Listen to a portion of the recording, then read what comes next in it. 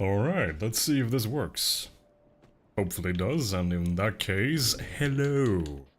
Good evening and welcome back to Legend of the Bellbro, or well, the hopefully to be Legend of the Bellbro.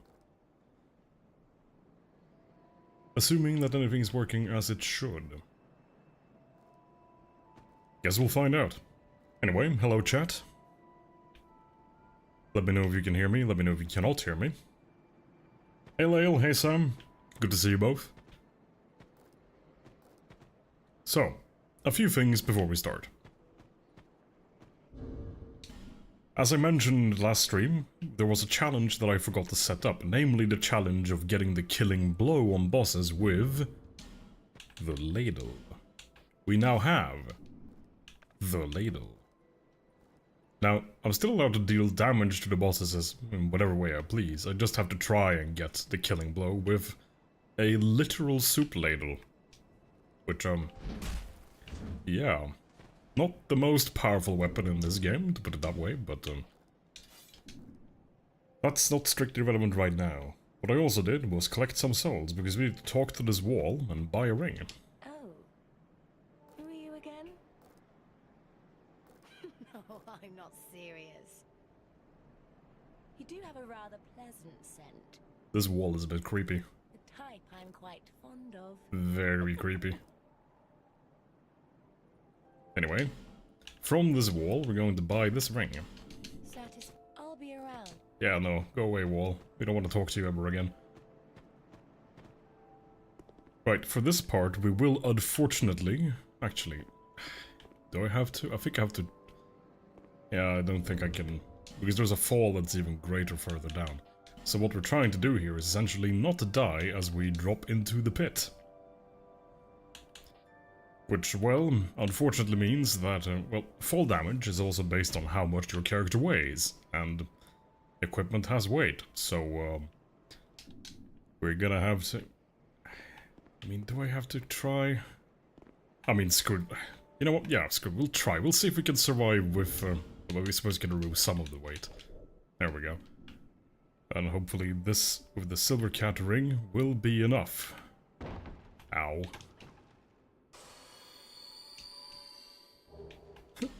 Life gem that will come in handy very soon.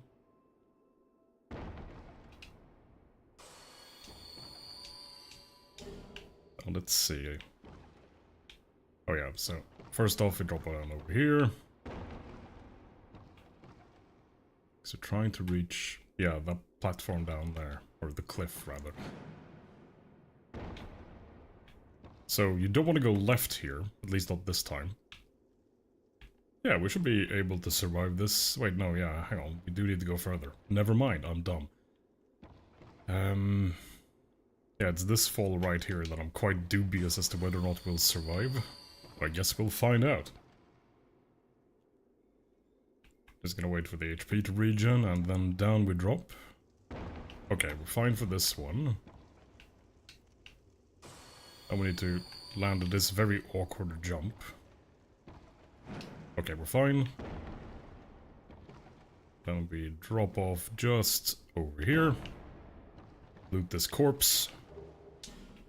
Oh hey, an upgrade to our healing ring.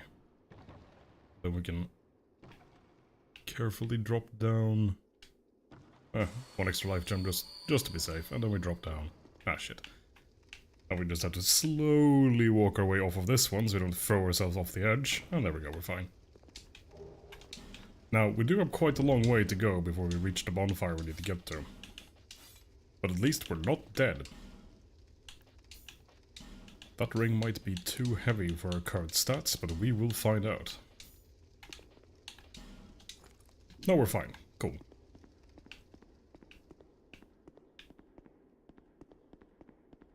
So we're heading towards the gutter today to collect the last great soul we need. And hey, we even got some upgrade materials. Ah, they fell down.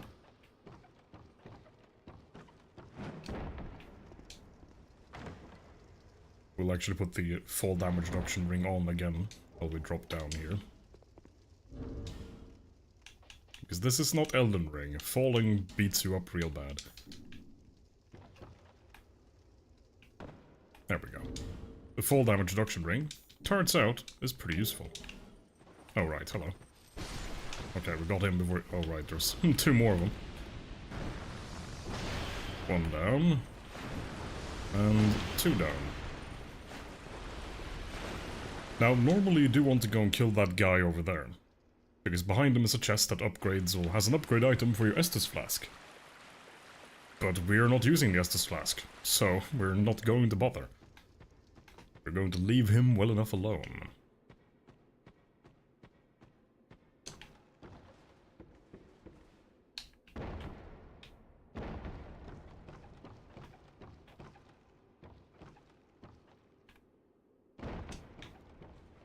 Let's see here. So one thing that will be a little bit iffy about the gutter is, as I'll show you later, we only have a little bit less than 10 minutes worth of torch time. Isn't there another ladder from here? Oh, but we can drop down onto this platform. Okay, now there's the ladder.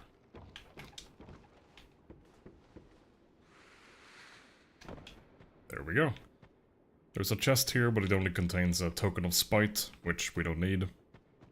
Tokens of spites, the tokens of spite are items you get for defeating hosts when you invade them. Right, so here we are at the gutter. Let's see. So where do I want to drop down for the bonfire?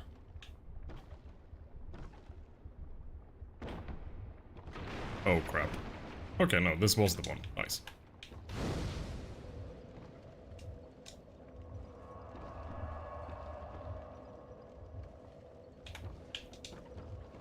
Alright.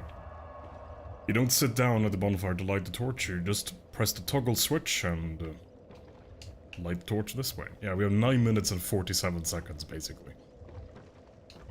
Not that you necessarily strictly need of a torch. Now, is that the section that falls down? Oh, it's that one right there. This is fine.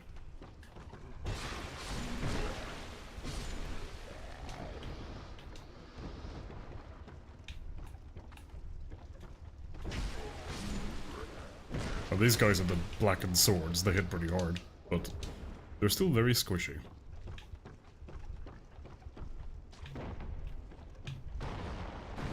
Smash the statues because they're annoying. Now, a drawback of using the torch as well is that while we're holding it, we cannot use the projectile attack, so we're stuck just punching things for now. There's something behind us as well. Yeah, 2 of them, in fact. Well, not anymore. Oh, right, there's a rat dog.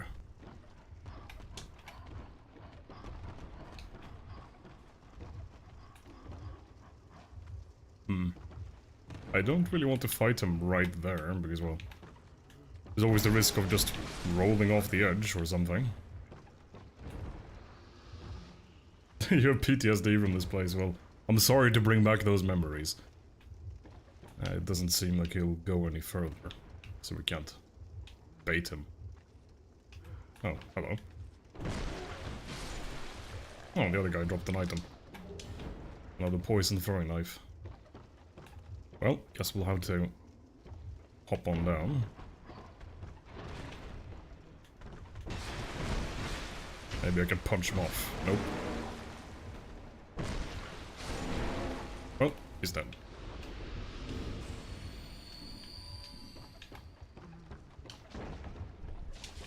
Up the ladder we go. Now let's see. Do I want to jump across here? I think I do. Or is that the way back around? I can't remember.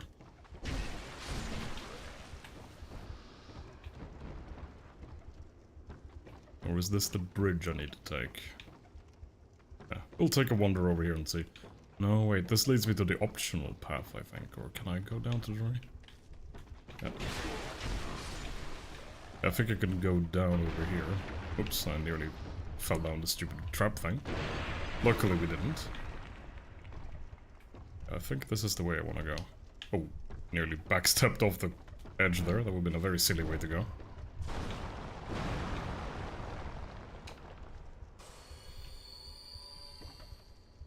If it's not your hide in danger, you're fine with it. Well, okay, that's good to know. Alright, we got the bonfire.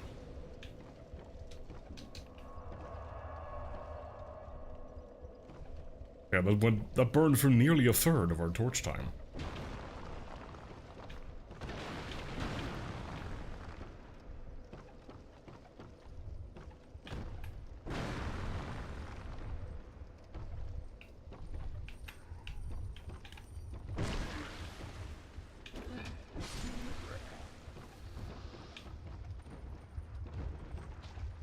We're just hanging around up here so we can kill these people before they start following us down the ladders, because we do need to head down here.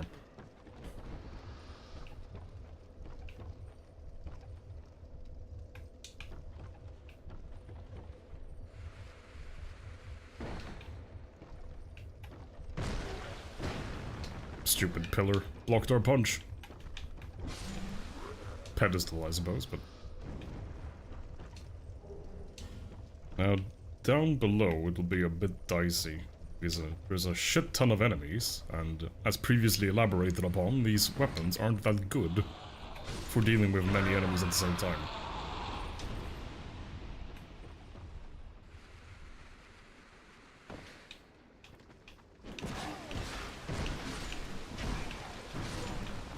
Alright, 2 of them down. Should be a couple more in here.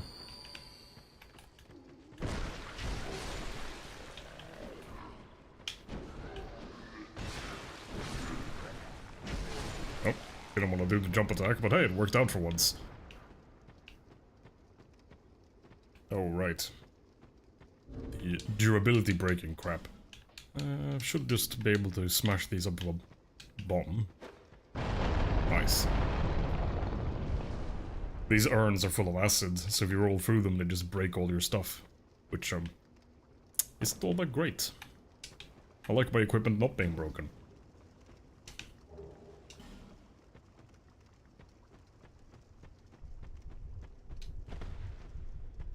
Alright, we'll have our next bonfire just past this fog gate and to the left.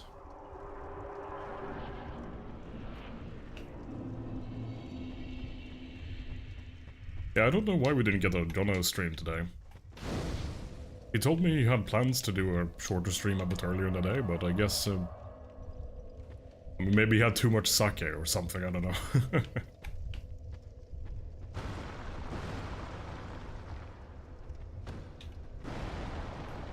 Whatever it is, it's probably just shenanigans.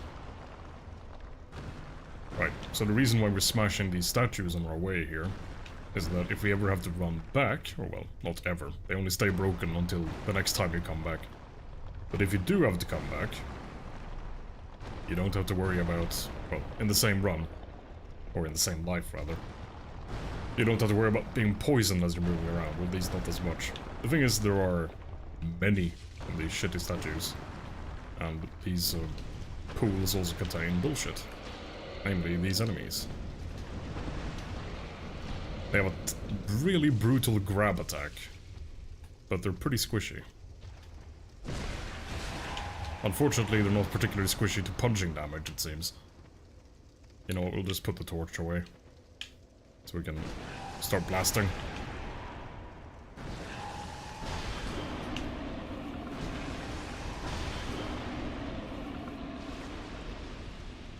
Got lost in Germany.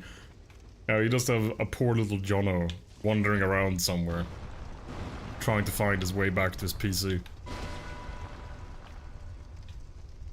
And there should be more of these cheeky bastards hiding in the puddles.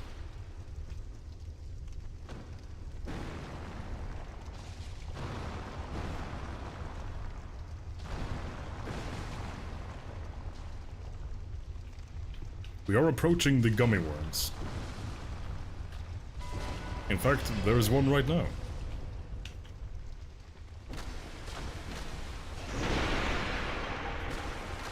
It's important to punch the gummy worm. But it's also important not to stand in front of the little cave when they do that.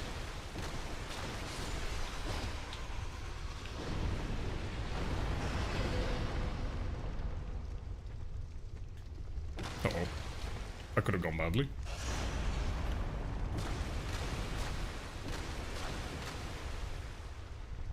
Frey got drunk and John had tried to fight Frey. Very probable. Right, so we're actually going to have another NPC invader just up ahead.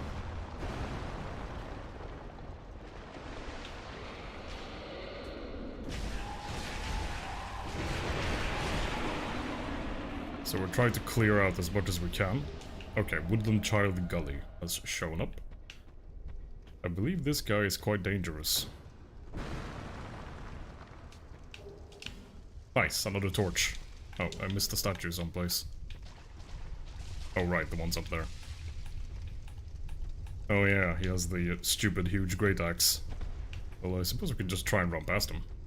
See if that works out for us today. We'll probably get poisoned here, but maybe not. Nice, okay, cool. Go back to the woods, child, Vich says, as the invader is pushed back to their world by entering the boss arena.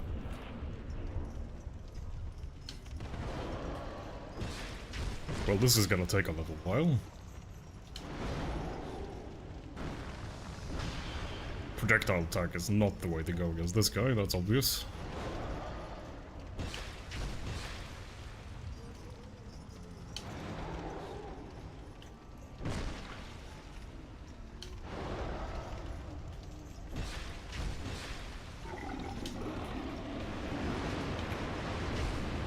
Seems like this guy is suffering from some sort of illness.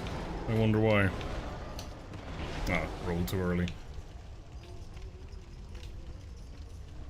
Let's pop one of these. Thankfully the statues in here don't actually spew poison, which is nice. Swap out our busted... Oops, that's not what I wanted to do. Ah, that's close enough. Because I unequipped the one in my main hand, I accidentally broke my power stancing, and I messed up that roll again.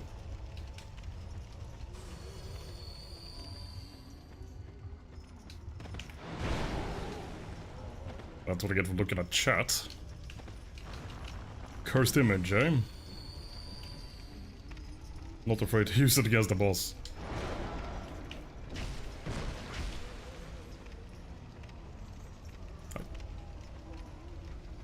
Who knows, maybe the bosses can be killed with cursed imagery. As I mess up another dodge roll. And another dodge roll. And I can't even blame my terrible adaptability anymore.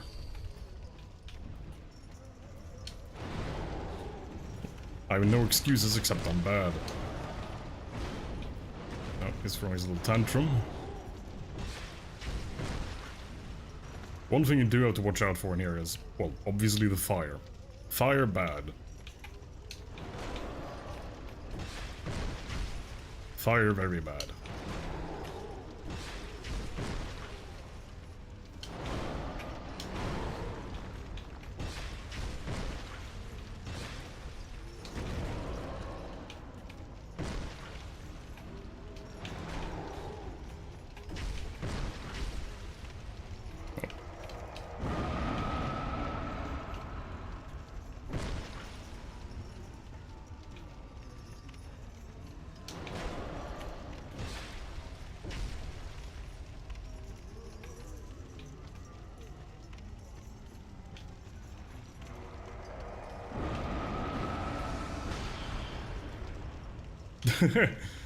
I mean, oh. If the Dark Souls bosses could be killed with cursed imagery, Vich, you'll do a flawless no-death run on your first try. As I had to mute myself to do a bit of coughing. Anyway. 2 and 3. Oh, we nearly ended up in the fire, but not quite. Are you gonna do more magic, or are you gonna behave? Oh, more magic.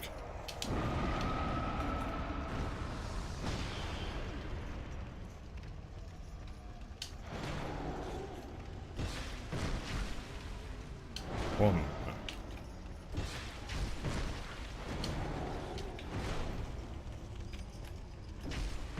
And dead. Okay. So that's the last great soul we needed to progress in the game. We do, however, need one more thing from here. we do need to go get the key for the DLC we'll be doing later in the playthrough. As we've nearly broken another bone fist. Good game. I guess you could say the rotten should curse his rotten luck. I can only apologize.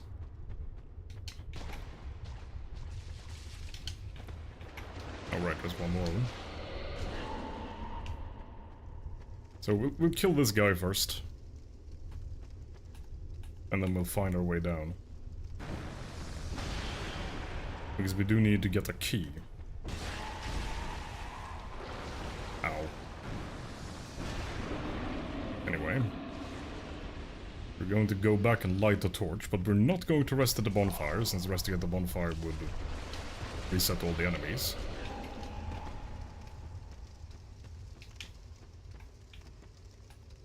Guess we'll just trick this guy into the fire.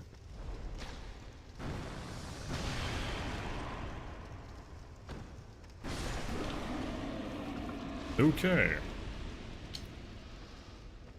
Right, so why do we need this key? Well, in the well that we dropped down through earlier, there is another door. Well, there are multiple different doors.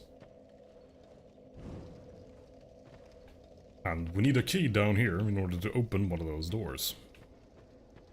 And then through that door, you'll find the key to the DLC area. So we might as well go get that key while we're here.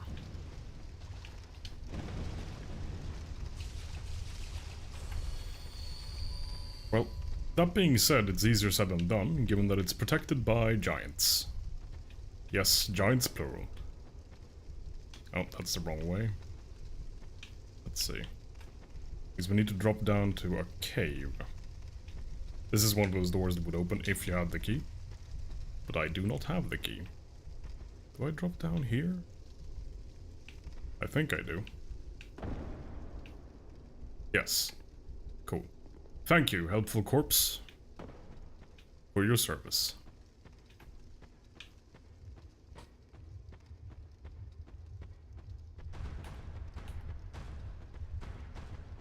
This is one of those places where I'm kind of torn. Do I want the torch or do I want the projectile attack? I think I want the projectile attack. Because these guys have an awful lot of health. And massive attacks.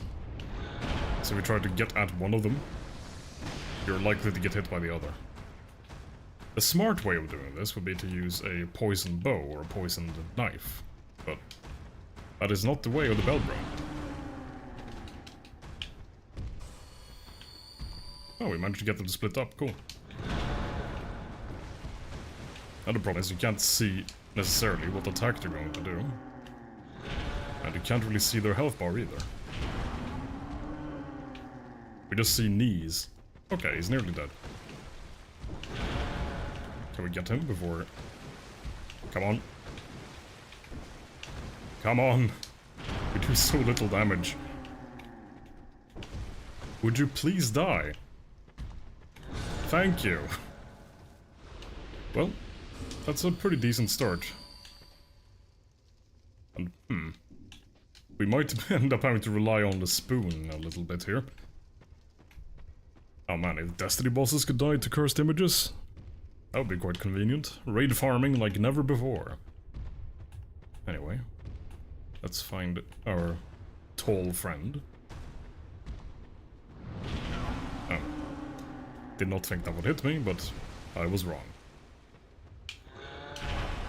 Okay, that attack was very hard to read.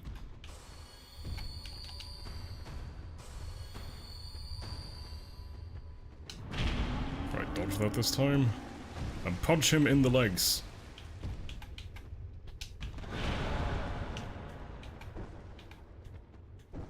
Hey Hector, welcome to the stream.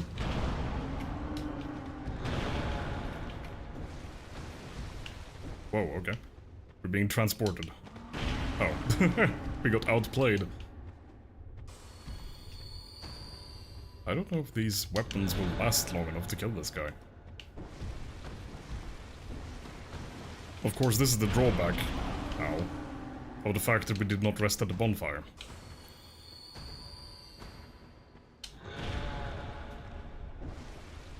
what? I think we're going to leave this guy alone for a little bit. We're going to swap our weapons around. Do we have... Okay, we do have a couple of them that have decent... decent durability left.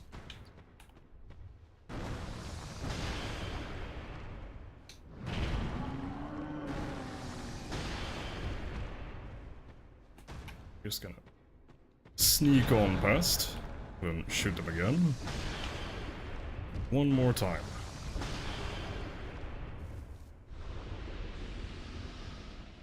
This is how it feels to be 5'2". Well, that sure puts perspective on life, doesn't it? Might as well loot this chest while we're here. I don't think this one's a trap. Now, you can also use this key to access Havel's armor set. But we are not going to be using Havel's armor set. Since, well, we already started the game with his gauntlets, and that's the only piece of armor, well, the only piece of that armor set we'll be using. Anyway, from here we'll go ahead and use a homeward bone.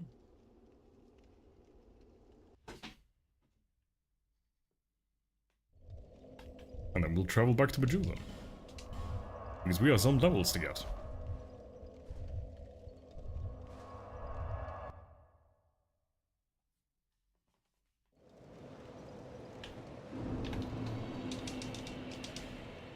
Let's see, what do we want to level?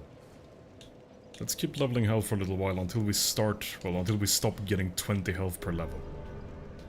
Because every stat in this game has diminishing returns. So the more you level something, the less you get per point. So I believe, for example, Vigor, it starts at 20, then it drops down to 10, etc. Should be able to get 1 or 2 more levels here. Nice, too.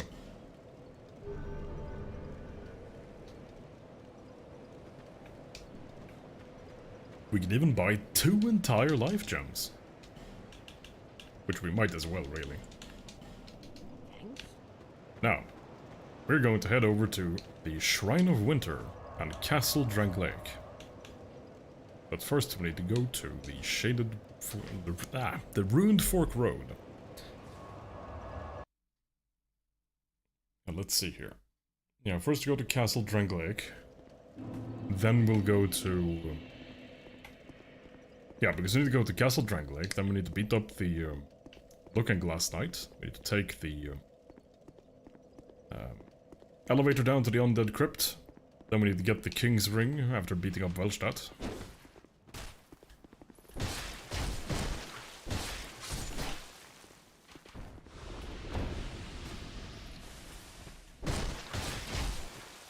These guys are weird as hell.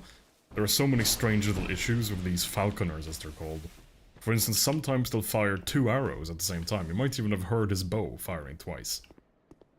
Business is booming with livestones. Yeah, it's a solid market. It never collapses.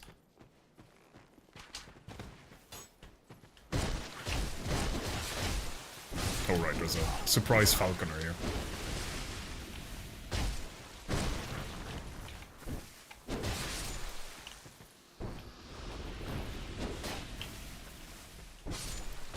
There we go. Now we can use one of those fresh 2 new life gems.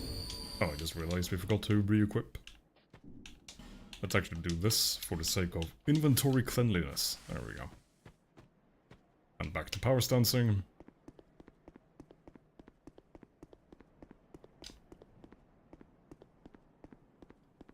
Yeah, no idea, Sam. The Muppet will play some strange game, no doubt.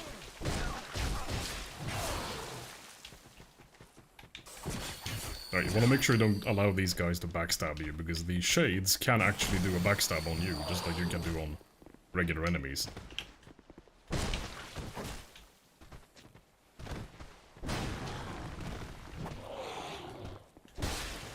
Get rid of his little friend. How did that miss?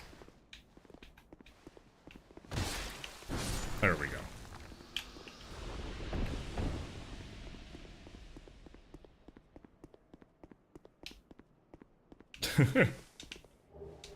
Yeah, there's I think we're past all the bowmen for now. Wait, no, hang on. The royal soldiers up at Castle Drangleic will have crossbows. Oh god, I hadn't realized, or rather I hadn't considered how much of a pain in the ass crossing the bridge will be.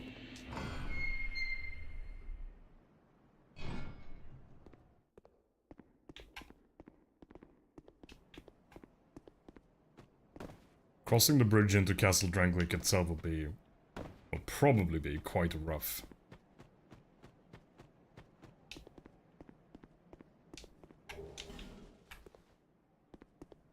Hitboxes can get a little quirky at night, yeah.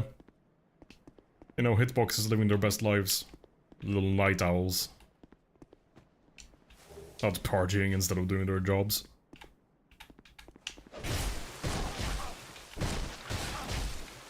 One really annoying thing about these guys is that since you can't lock onto them, if you have weapons that do little damage but have many attacks, you sort of have to manually track them. What the?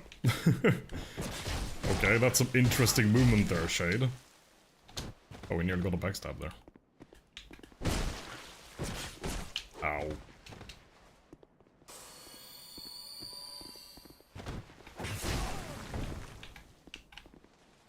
Oh no, that's not at all what we wanted to do. Hoo-hoo. We accidentally did a jump attack there.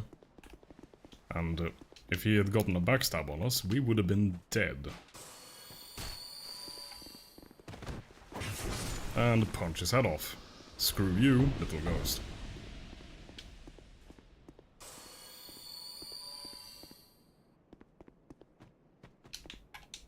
Loot the corpse. Classic Dark Souls messaging. Human effigy and a soul, we'll take that.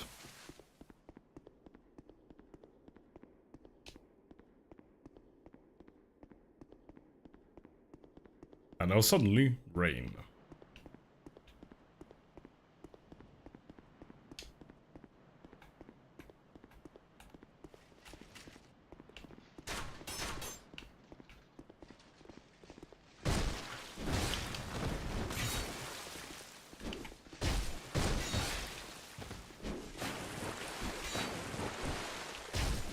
Oh, he survived.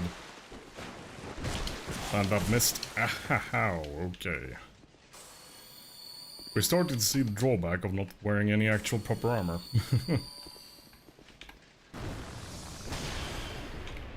Right, one down.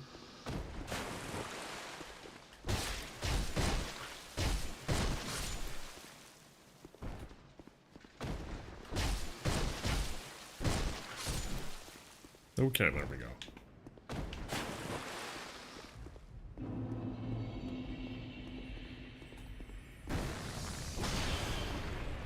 Give me upgrade materials, come on. Yes. Anything good here? He died for nothing. Actually, no, he didn't. We can upgrade the skirt of that later. Right. Here comes the Nightmare Bridge. He's gonna have two big old mastodons. Thankfully, they're slow. Oh right, the Invader might only be New Game Plus. It might be, yeah. Because otherwise there's an Invader that spawns here. Who is very tough.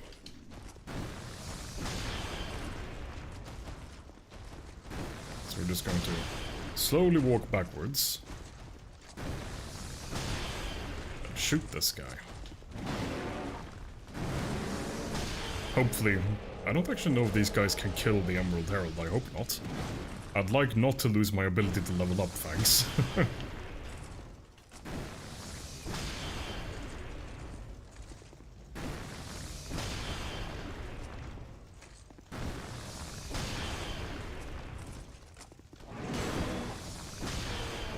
Right.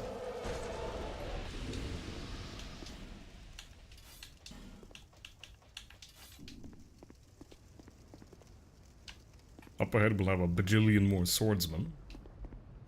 And we also need to use their souls to open the doors. Ah, I disagree on that hitting me, sir. Right, one down.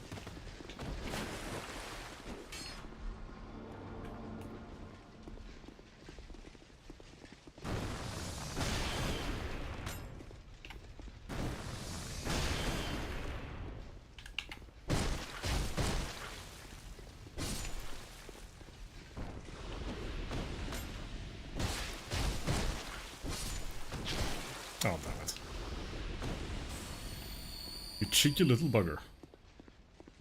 Oh, the other one. Oh, I think I just... Yep, I activated the cyanide. No good.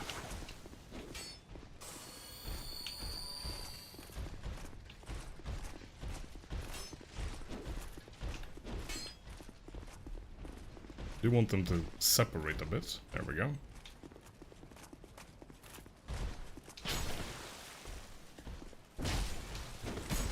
Wow, we failed the backstab and we failed the dodge roll.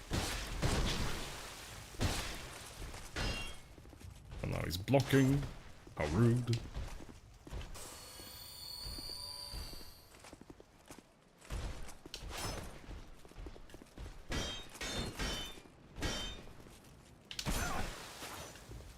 Okay, that puts an end to his shenanigans. The healing swirl. Well, I'm glad you find it graceful. I think he's too far away. Yeah, we need to wait for his friends to respawn.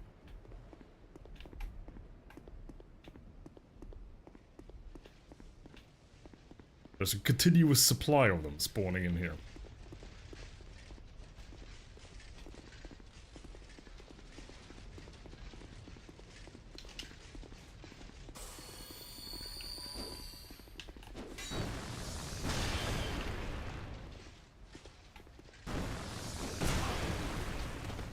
We're going to unequip this bone fist now. Right. Now that we only have one left, we can patiently lure him over. Oh, the other one was actually in range. Nice.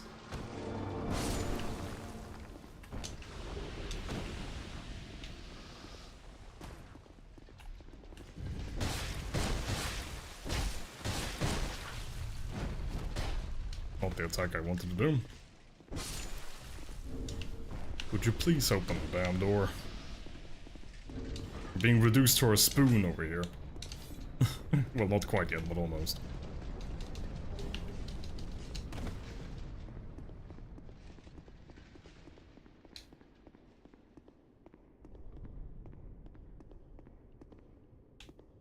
Wait, what?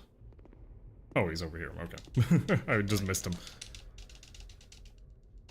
So this NPC is normally very useful. He sells an infinite supply of repair powder, which is a consumable you can use to, unsurprisingly, repair stuff. Oh, we're being pursued. And we misjudged our attack. Anyway, with him dead... Who would win, a god or a man with a skirt and a bell on his head? Well, suppose it depends on the god. So far, I like my odds. But yeah, here's the problem with the repair powder. They're 2,500 souls each. So, yeah, using them will burn through your cash pretty quick. We'll probably get some at some point. Can it repair your broken dreams? Unfortunately not. It can only repair things that aren't already broken. Nice, we get a backstab here.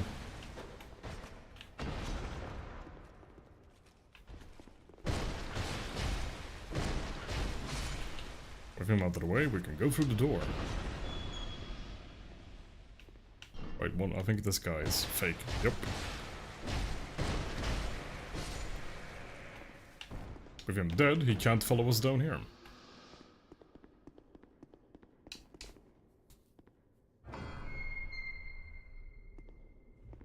And just through this door, we have a bonfire where we can finally fix our broken fists. Well, not broken, but damaged. And there we go. We're actually going to take a moment to put the stuff we can't use in the item box as well. That way it's easier to swap stuff around if I need to do that in a hurry.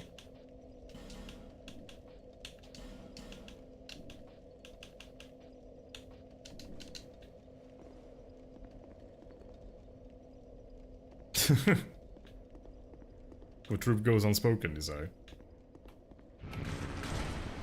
Right, we need to open this door pretty quick.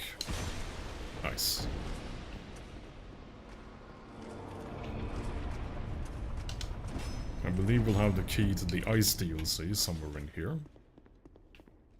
It's either in this chest or on a corpse just around here. Or a skeleton, I suppose. Stupid stone statues. Your stupid high poise. There we go, frozen flower, that's the key I was talking about.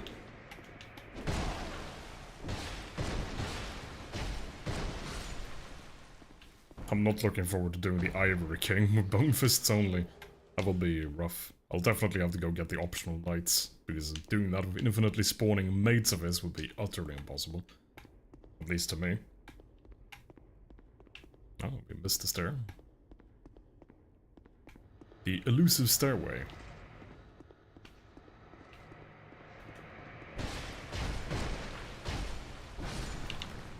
And this spot...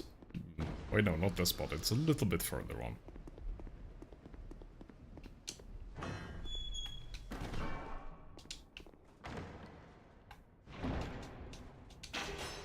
Oh no, what an effective trap. Anyway.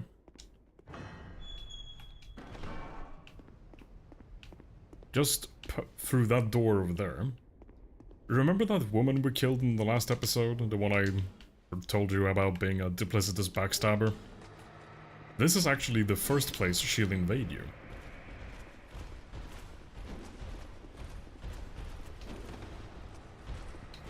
Oh god, what more did we wake up? Oh, there was a third. I thought there were only two of them here. Well, we're gonna have to do a bit of dancing here.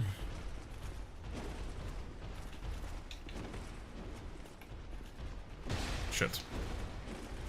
Our dancing was not sufficient, but we did get him in the end.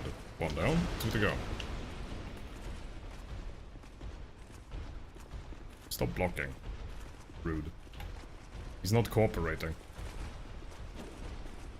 Right, backstab here.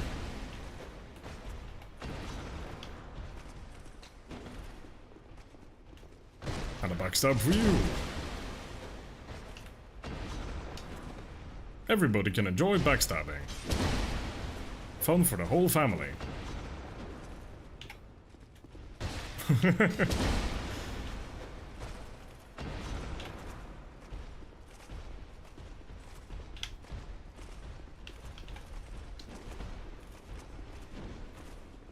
Alright, two down.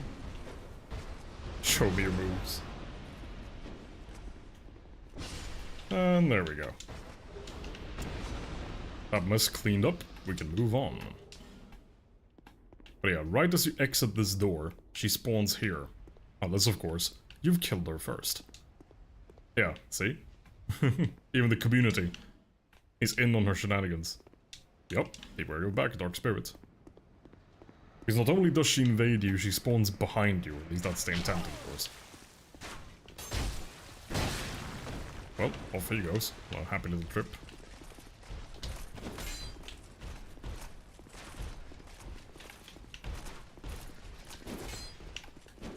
Ow. Ow. Gonna pop 2 life gems here. Actually, hang on. We don't need to bother with these guys. Here's Lashandra, by the way. You may remember her as the appearing, well, as from her appearance as the game's final boss in the Jono playthrough. Or, well, the base game's final boss. She's not the final boss in the DLC. Speaking of bosses, however, time for us to go kill, well, 2, I suppose.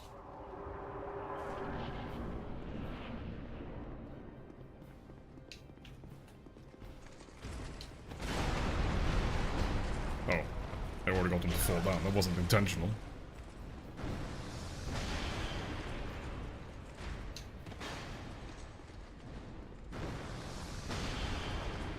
The second Dragon Rider, the one with the bow, has an awful lot lower HP than the red guy, as you can tell.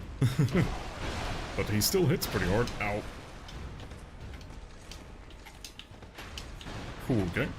That was close. Can we get away with 2 life gems? Oh god, I don't think so. Hoo hoo.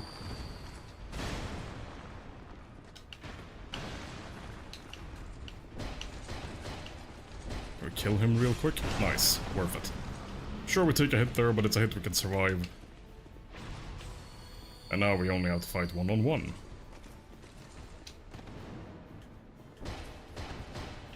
And these guys we will deal decent damage against, because, well, they're weak to strike damage. And they're pretty slow on the recovery.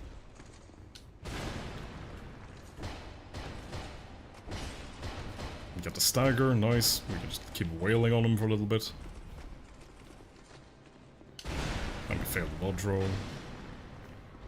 If you aren't a fan of having a functioning liver, feel free to take a drink every time I say I fail my dodge roll. The Dark Souls equivalent of there goes my hammer.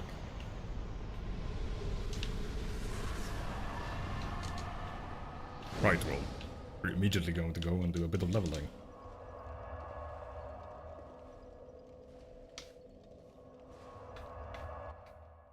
There's only really one boss soul we might hold on to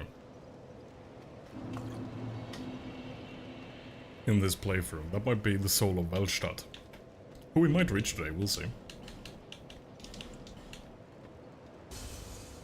GG, Dragon Riders, GG.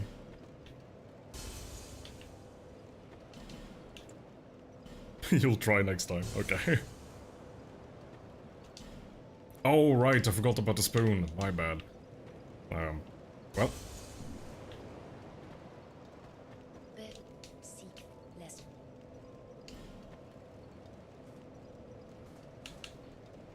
I can't really respawn them in a reasonable way. The only way to do that is to push them to New Game Plus, but I suppose to compensate. Well, let's see.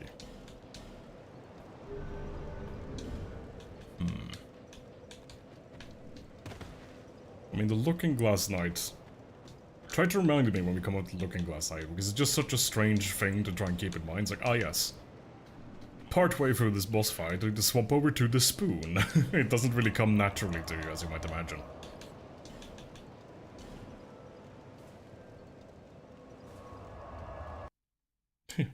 Maybe I am the Muppet all along, or I was the Muppet all along. We'll find out. Well, there is a mini-boss up ahead, so I suppose what I could do is I could try and... Because, well, mini-bosses weren't part of the challenge, so I might do the mini-boss for that instead. A spoon for Vich flavor ice cream? What does that even mean?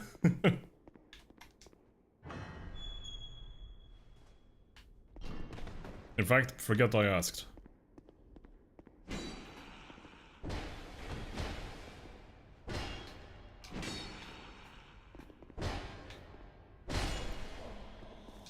We open this door here. And now we're gonna find some mannequins hiding up along the walls. We need to use them to power up the golem over here. Well, we only need one. Oh, he survived.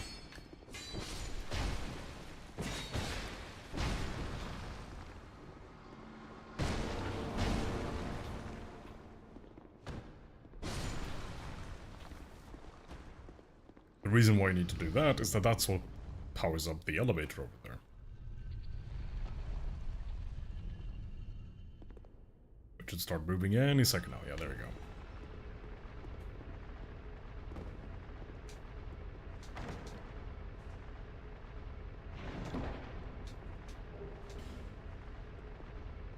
Anything useful in this chest?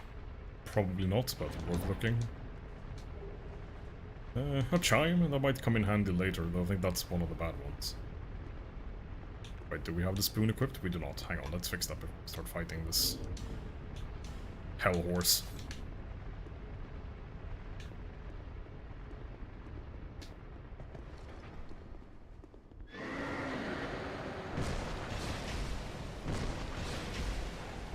As you can see, this thing has more hit points than the boss we just fought.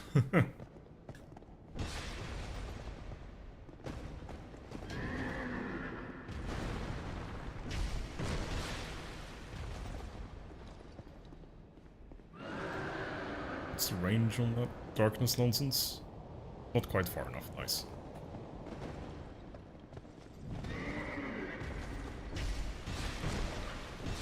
We do have to be a bit mindful, because there are other enemies in this room.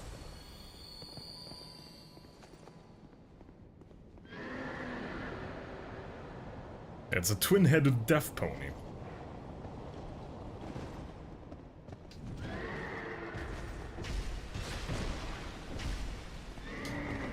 Probably not the most requested birthday present out there.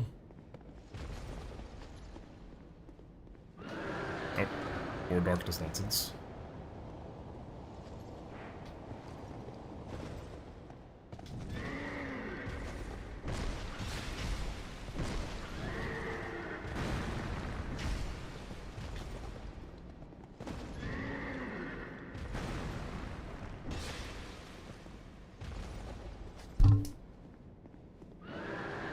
Pardon any potential FUD you might have heard there. I accidentally punched the microphone as I went to scratch my eyebrow. Like a true streamer. Punch your equipment. It's what the bell bro would have wanted.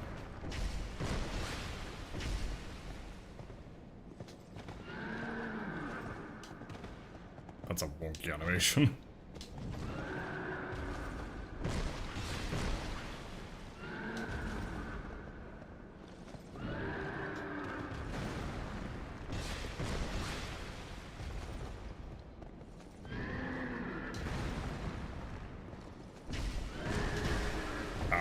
Okay.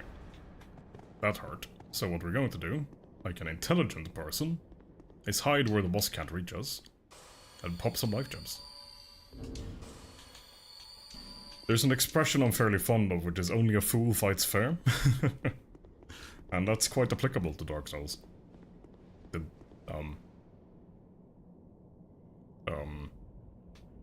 Pony? Are you okay? Chat, are you seeing this? Or am I going insane?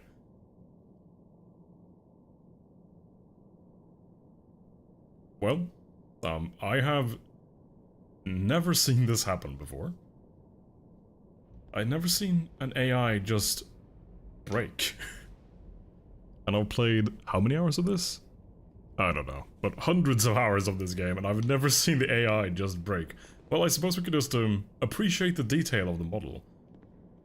You can see the rigging for which the chariot would be attached, because normally this is the Executioner's Chariot boss fight.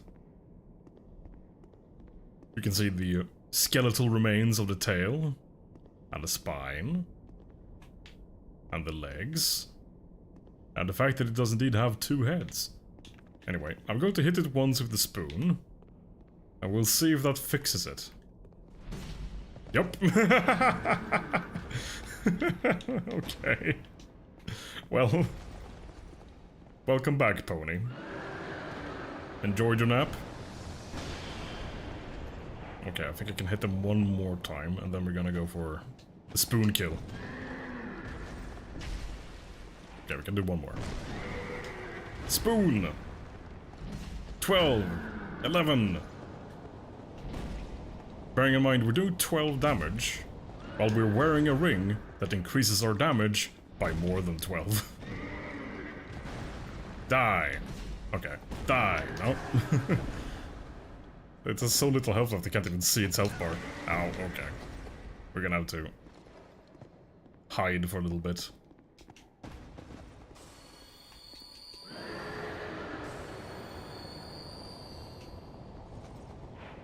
Can we get a sprinting spoon attack? Yes. For whopping 8 damage, it's still not dead. And if you look at the durability of our spoon, it's almost broken. There we go. Horse is dead. Killed by spoon. What a ridiculous image this is. There's a lunatic with a bell on his head and a spoon in his hand, beating a pony to death. Glory to Spoon. Behind every strong bellbro stands a stronger spoon.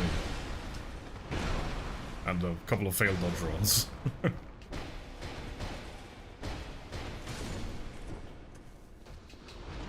Right, the chest up here on the right is actually a mimic.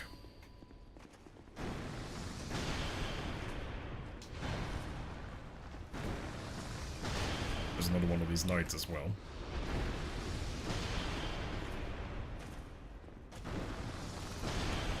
But now he is history. Yeah, this chest right here is a mimic.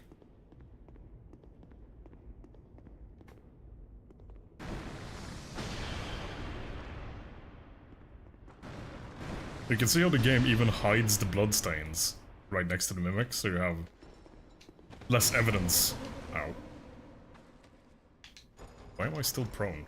It took longer to recover from that than it takes to recover from being stomped on by a dragon. Oh, it has acid. Or, no, that's not acid, that's something else. I mean, it might be acid, but it usually looks different. Oh, it poisons right through the projectile attack. The mimic is surprisingly mighty. But it's also dead. Ah yes, we got a weeb weapon. We got a katana. So now we can... Hang on, there we go. Yes. Behold my stupid toothpick. As we swap that back to a proper weapon.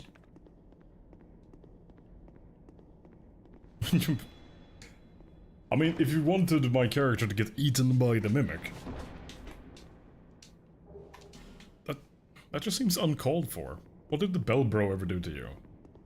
You know?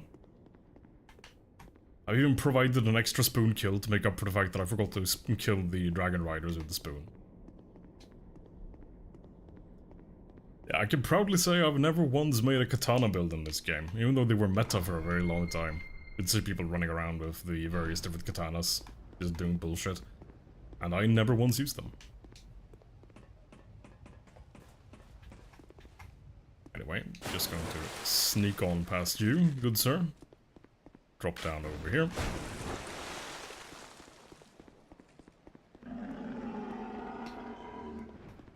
Leave a very disappointed gargoyle in our wake. And rest at the bonfire. Good on you, Lael, I'm proud of you.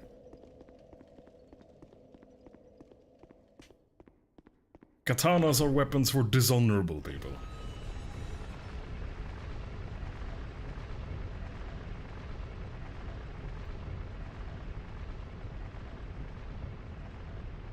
At least in Dark Souls. Because the people using katanas are always the edgiest bastards you'll ever come across. Like, they'll be the ones wearing the tattered hood, dressed in all black. Or in the most try-hard armor loadout they can. There is no in-between. You never meet, you know, a guy in a skirt wielding a katana. It's always the edgelords or the tryhards. Anyway, what we need here is a key. But obviously we're going to loot all the chests. Leveling decks is not the way of a true hero. With one exception. I support leveling decks for the sole purpose of using the bone fists and power stance on them. Because the bone fists have such a unique moveset, at least in Dark Souls 2, maybe it's replicated in another game. But I only played through Dark Souls 1 and 3 once each, I never really explored them much. So I don't really know them quite as well. Did I actually get the key? I was rambling, so I forgot to check if I got the key. Yeah, key to King's Passage. Now we need to be careful not to press B one time too many and backstep right off the elevator. But yeah, unfortunately power stancing the bone fists requires a bare minimum 45 dexterity, because the stat requirement is 30. So, it's a concession we make, but in return we're using the bone fist, so I believe that makes up for leveling decks.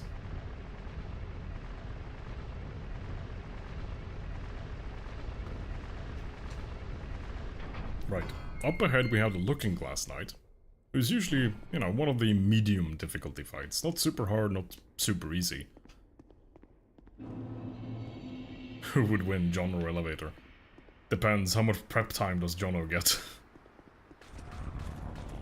We're just gonna try to run past all of these guys and get straight to the boss.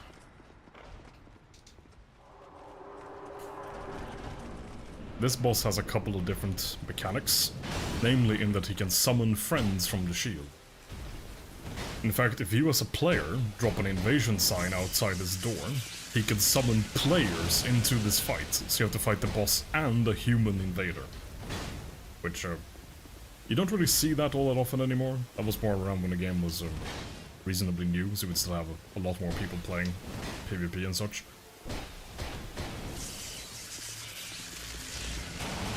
But whenever that happened, that was pretty rough. I believe they could even heal the boss as well. Oh, he's gonna summon something. And while he's... Holy shit, he actually did summon a player. Well, this is terrible. Oh shit. I was hoping he was gonna be AFK.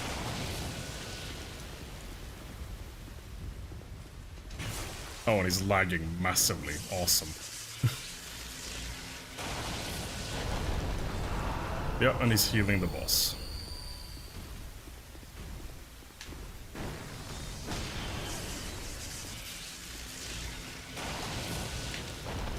And of course he'll heal himself too, whenever he does this. We might just do a cheeky quit out here, to be honest. Oh, we can't.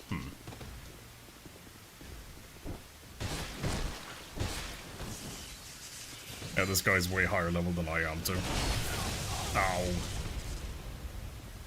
And I was just gonna run back and heal the boss. Oh, okay.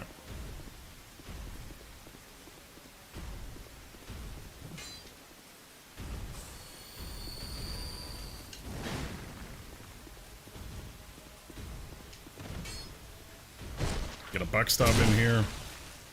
Yeah, this guy has so much health.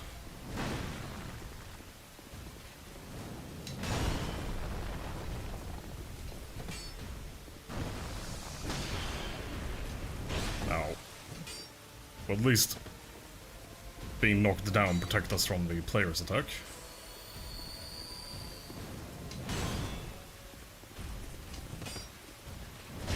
Get another backstab in here. Of course we get perfect anti-timing in which the boss... Oh, and he's gonna summon another one.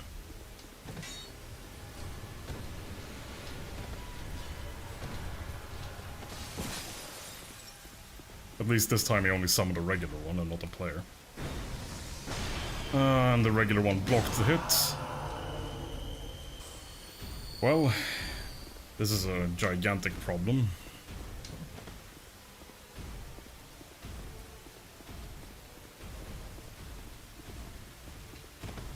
Oh, this guy can just spin into the attack. Cool.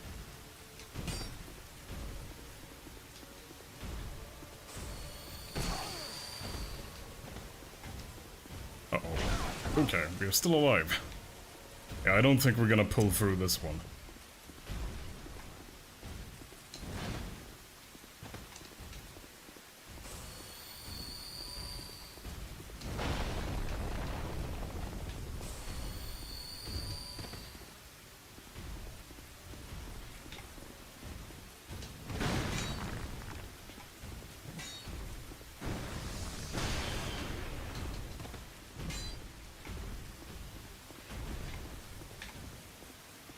Uh-oh. Bad timing. Ow.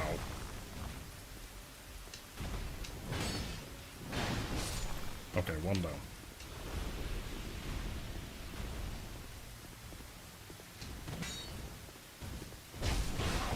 Ow.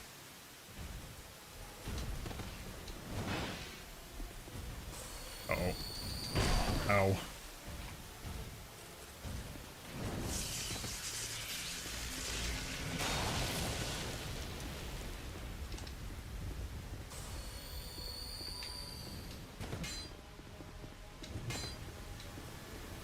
And he's summoning another one.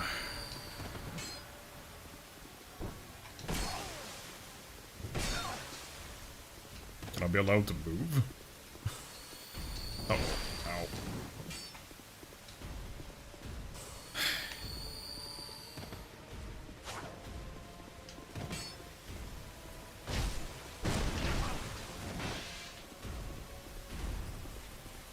What I wouldn't give for Demon's Great Hammer right about now.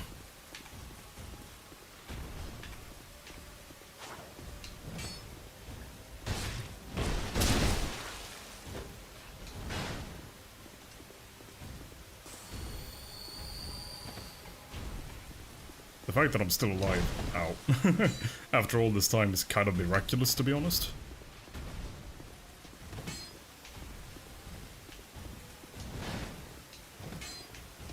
Not gonna take any chances, we're going to try and stay on full health as much as we can.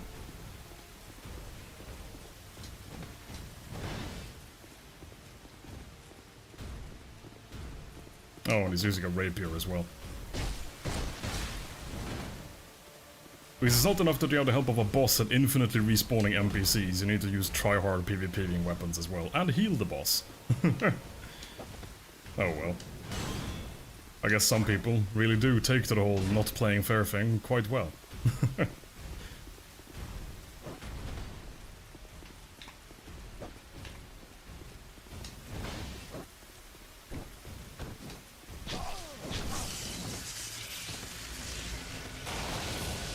Ow.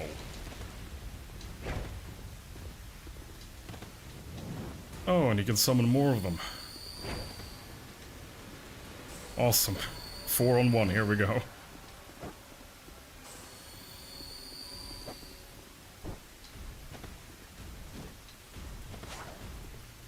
Oh, and he summoned the greatsword one. Awesome. Just what we needed.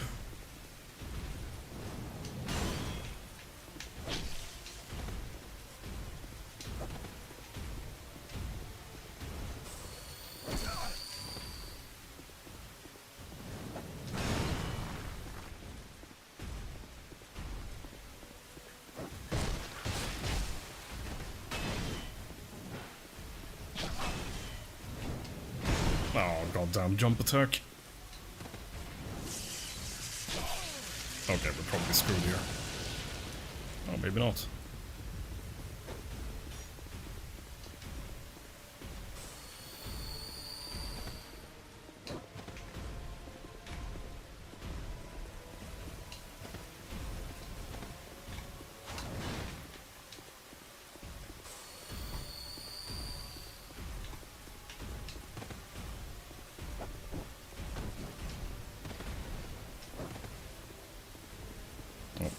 Charge attack from the boss here.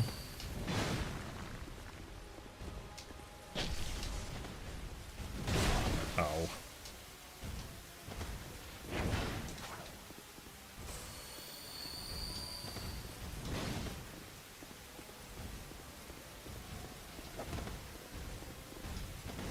Oh, come on.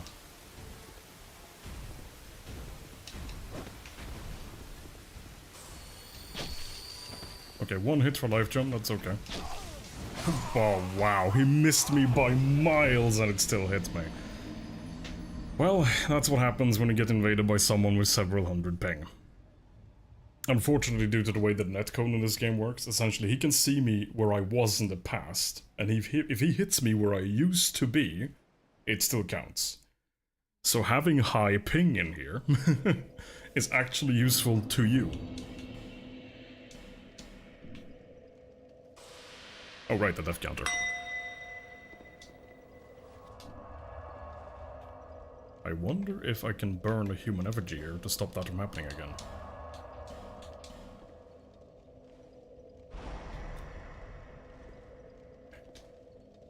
Thanks, Loyal. Yeah, what's really annoying about that as well is that not only is it, you know, typical try-hard invader, but he's also lagging. Because if he wasn't lagging, I would not have been hit there, and I would have been fine. Because him hitting me staggered me, which allowed the boss to then hit me as well.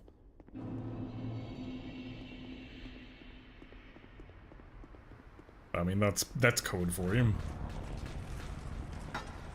When you have, I believe it's called client-side hit registration. It doesn't seem like burning human effigies actually works here, because the anti-invasion icon isn't up.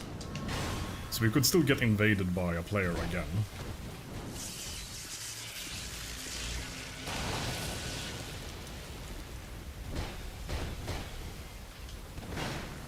Actually, do I have any... I do not. Great. I was checking to see if I had any gold pine resin, which would essentially give me a little bit of extra damage. I did not think that would hit me. Uh-oh.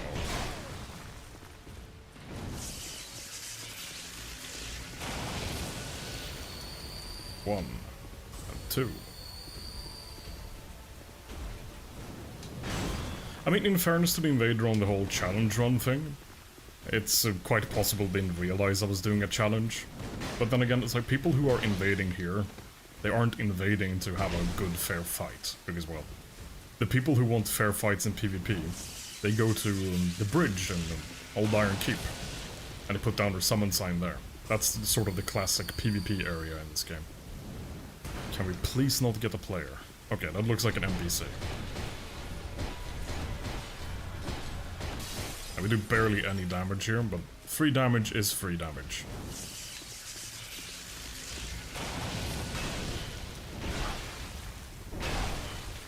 Goddamn combos. Ow.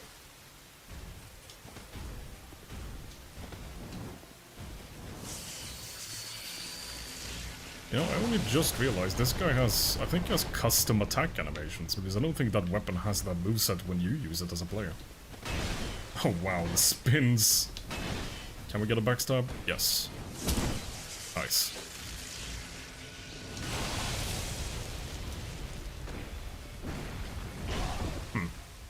Apparently he also doesn't have regular humanoid poise, because otherwise that would have knocked him to the ground.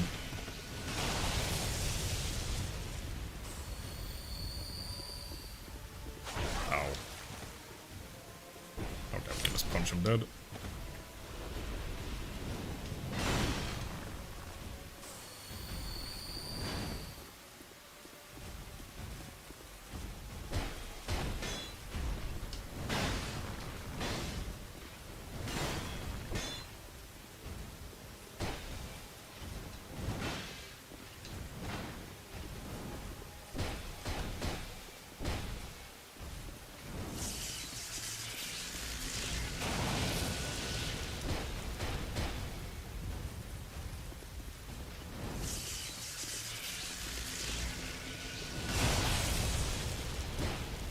This boss Frat's friends I wish I had.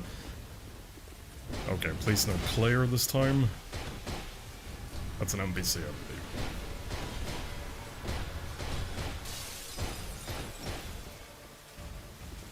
Great sword guy again.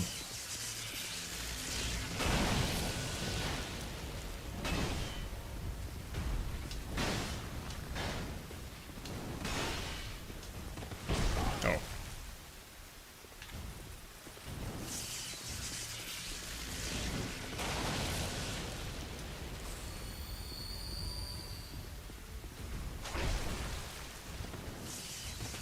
Boss is blasting more magic.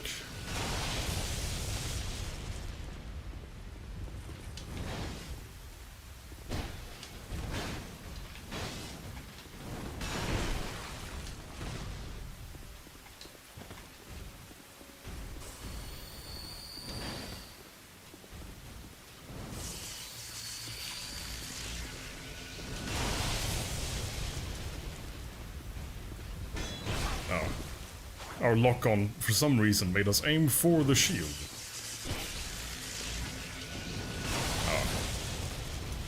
In order to dodge the attack from the invader, or the NPC, we took the damage on the boss instead. Not a good trade.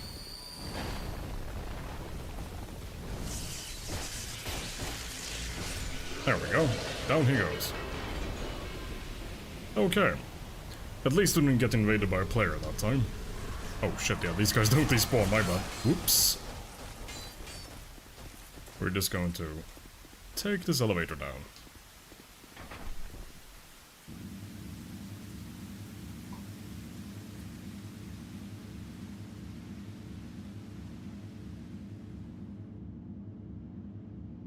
GG.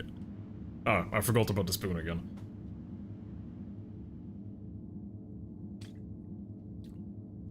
Aha, but I didn't forget. It was intentional to make sure I didn't get invaded by a player again. Yes. Totally. That's absolutely what happened. Oh god, time for my least favorite area in the entire base game.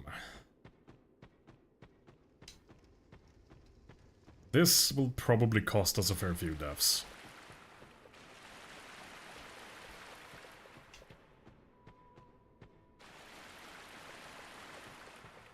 God damn, I hate this place. The Shrine of Anime. But first, leveling. The spoon is OP anyways.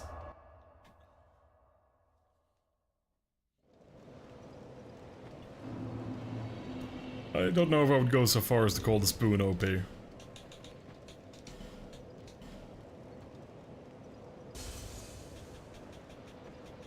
Oh right, we have a giant soul as well because of doing stuff.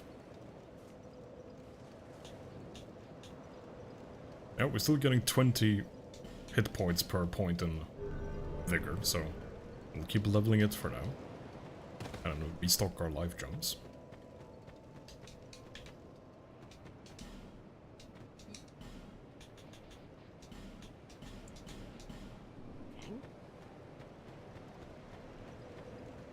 It's a very pretty location, Shrine of Abana. But it's exceedingly annoying for a pure melee build of any stripe, let alone one that doesn't one-hit things.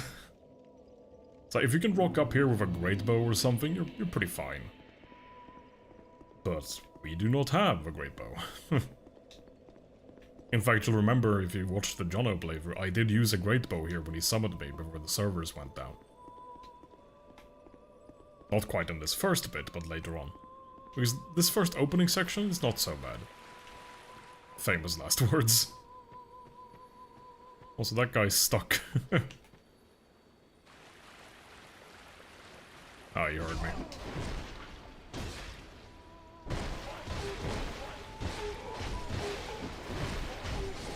Like, see how long it takes just to kill one single guy? They show up in groups. Oh god, bleeding.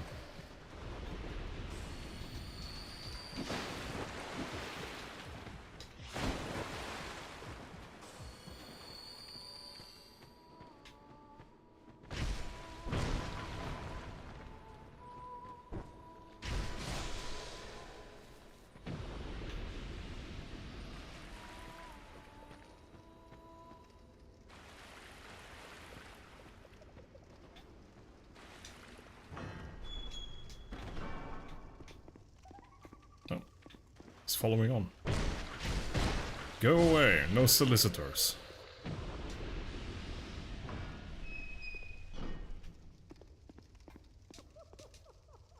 We are Milfanita. Yeah, if you play as a mage, this place is really easy. Unfortunately, I never play a mage.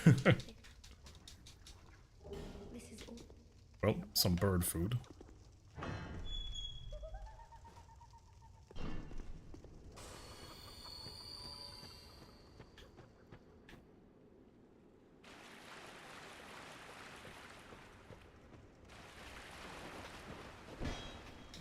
Got caught on the rock.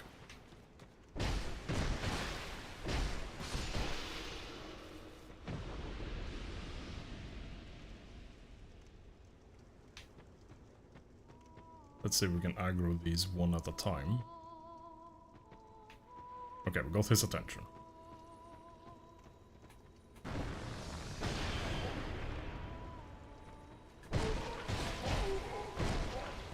Nice.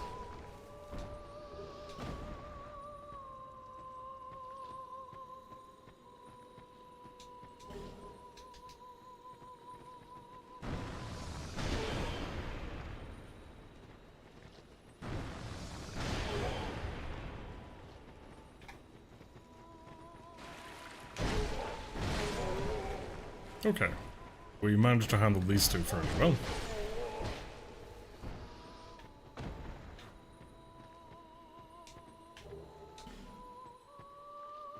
$50 and something worthless.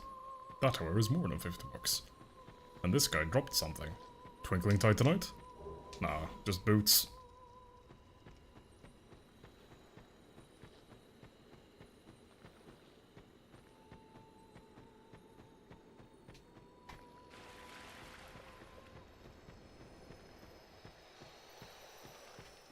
We're not going to bother with the guys in there. We shall just proceed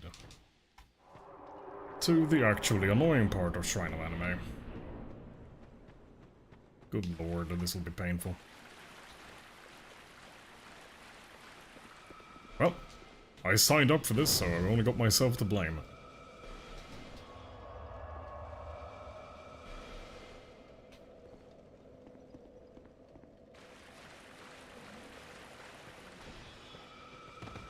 Oh, I thought I rolled too early, but I guess I didn't. You sort of have to dodge the ones coming from off-screen by sound. And that's not entirely reliable. Is this... Oh, I don't even one-shot the mages? Ah, jeez. This is, awful.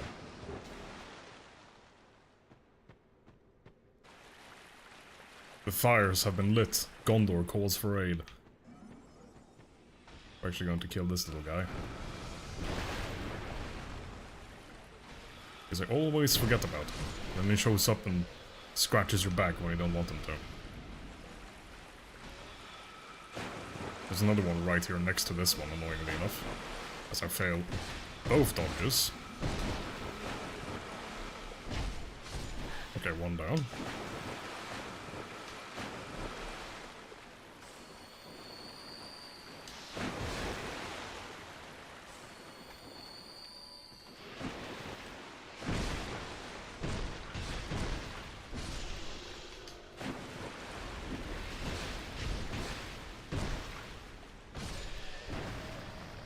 Okay. We have barely even gotten through the proverbial front door. That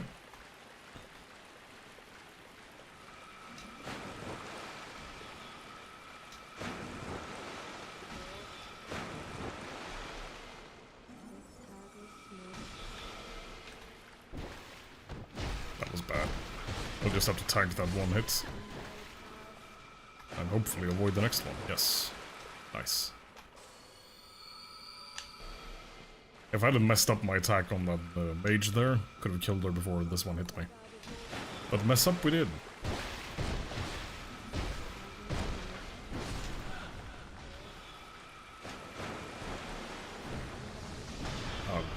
Lock-on failed me, and I was too slow anyway.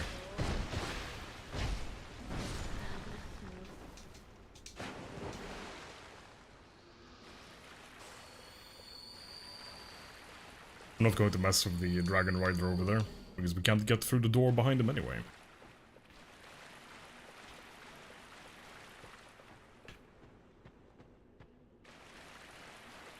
We have more guys hiding in the water here.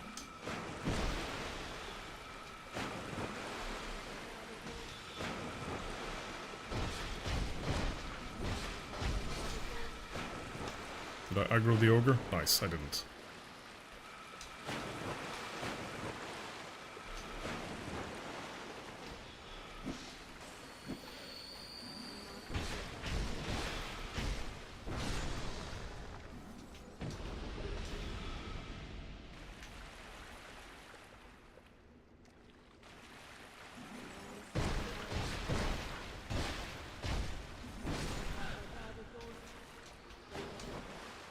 More magical staves, or staves, that I cannot use. Nice. Well, we can always sell them to Gavlan later for like 15 bucks each, something like that.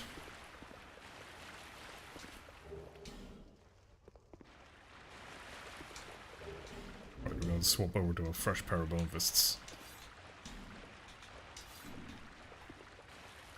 So we don't have to worry about swapping, at least not immediately.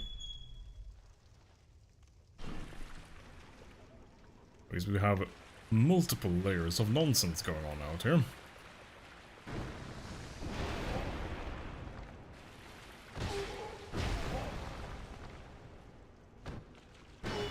Alright, how did he get his guard up? He had barely even finished his standing up animation, apparently was somehow blocking.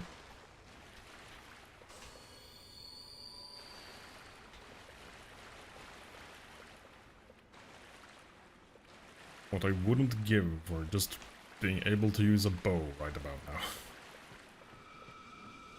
So we're going to try and aggro her buddy.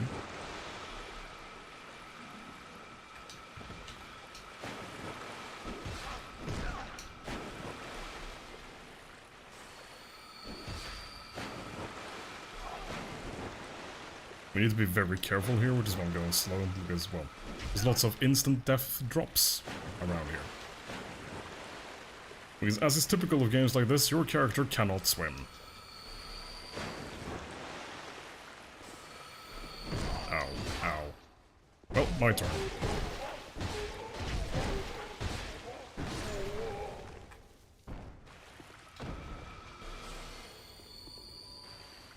And this is where having had a weapon that just hits really hard, or some kind of ranged weapons that could pick off the casters, would be so useful.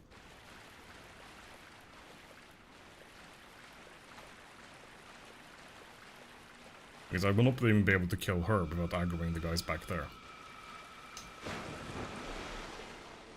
I don't think, anyway. Well, maybe I could kill her really quickly. Oh, nice. For some reason, they're just standing there watching this happen. Cool, fine by me. There we go.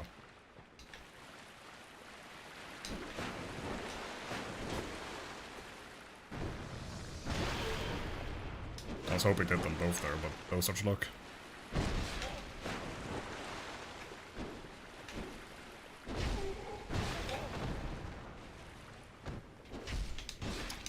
Okay, that was close. And we're certainly not out of the woods.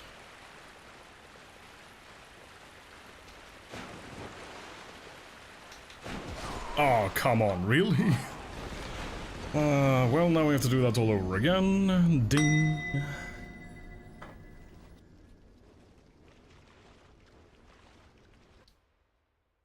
And this is exactly why I hate this place on my melee builds, which is every single character I ever play. It also doesn't help that those guys actually deal strike damage, so even if you are wearing heavy armor, they still hit you really hard. Away, one down.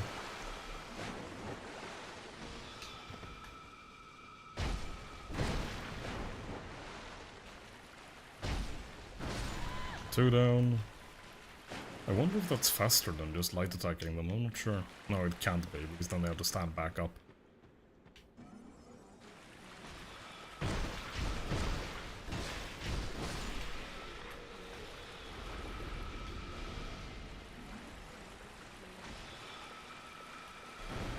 I'm gonna get hit by that, but...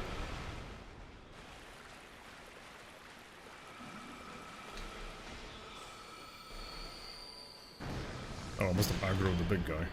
Oh, okay, just a small guy hiding in the water.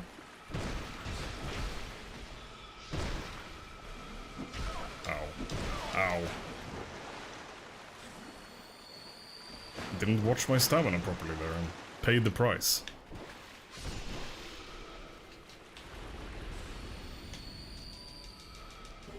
Oof indeed.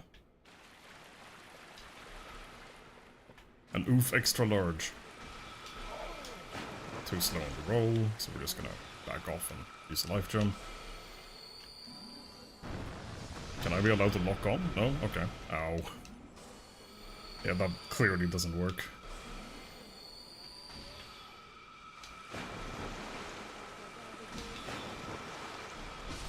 Okay. And we messed up the roll.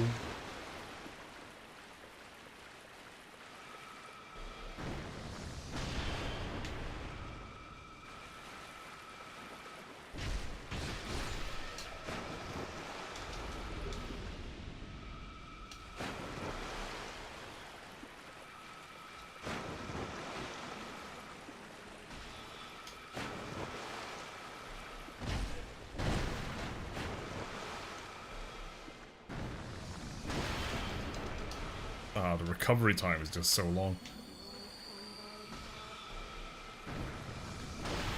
Can I even avoid this one? Okay, nice.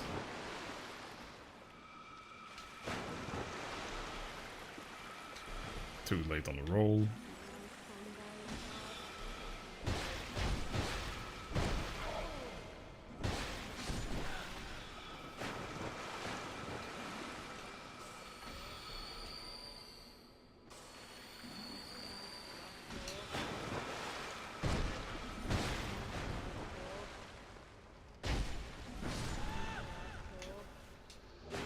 Oh nice, Twinkling Titanite. Didn't even know these guys could drop any. Now we have 2, we only need 43 more, I think. I'll probably farm that off stream. And certainly not in this spot, there are better areas to farm Twinkling Titanites. Uh-oh. Why did I do that again?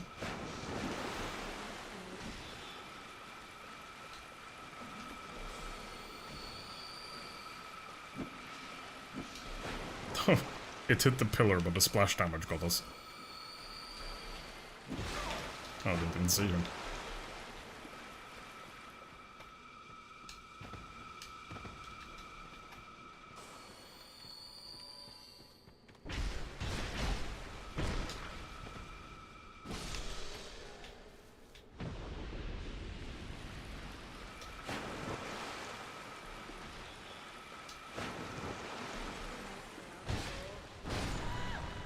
Alright. We've nearly reached our bloodstain.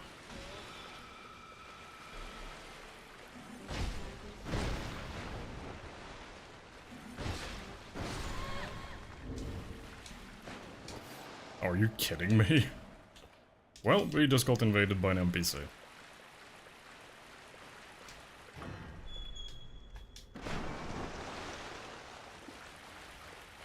I have no idea where he spawns around here. Oh, he's opened the door, so guess I know where he is now. Don't really want to be anywhere near the ogre, but I would rather be here than anywhere near the other guys.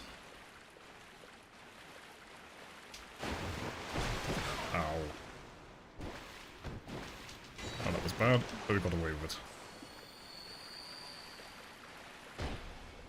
I poised right through that. But not this. Okay, now we can get some damage in.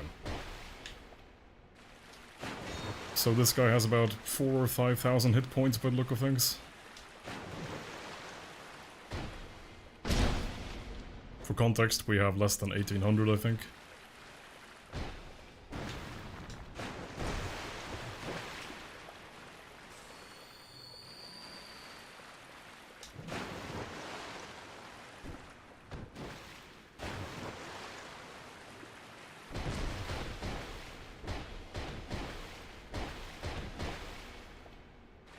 Yeah, we just comboed him for nearly 1,000 damage, and he's still hanging in there.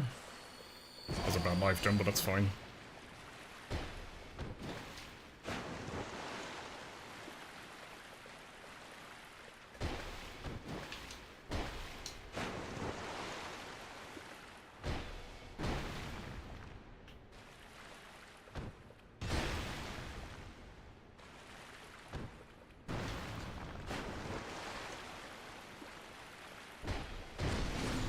Down he goes.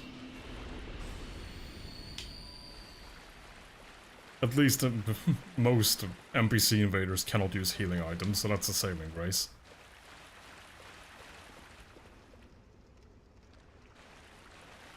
Allow my bloodstain, thank you very much.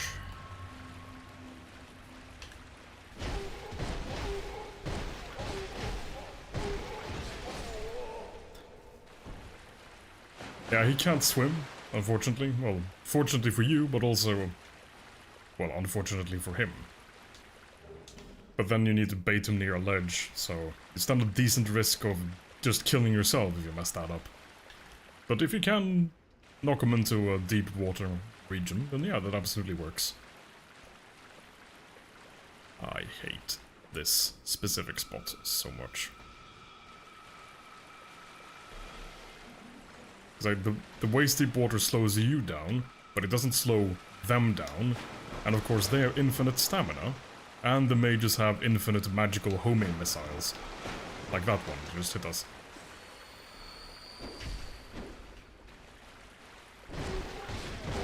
And particularly as a strength build, you have 2 issues. If you're using heavy armor, these guys wreck you anyway. And a lot of heavy armor sets don't actually have good magical resistance anyway. And even if the magic armor, rather even if the armor you do have does have decent magic resist, the stats you level for a strength build don't give you any base magic resistance. So this area is custom tooled to ruin your day.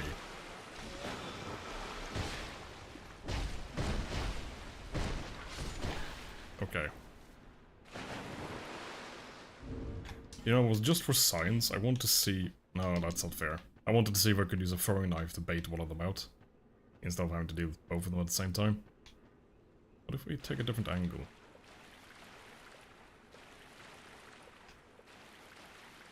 Nope. Damn it.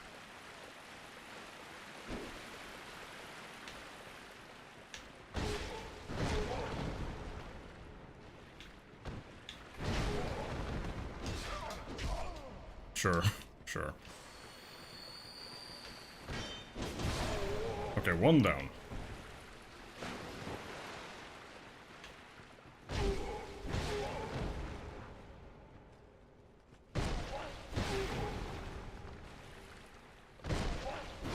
Well, there's payback for you. Oh hey, Twinkling Titanite, nice.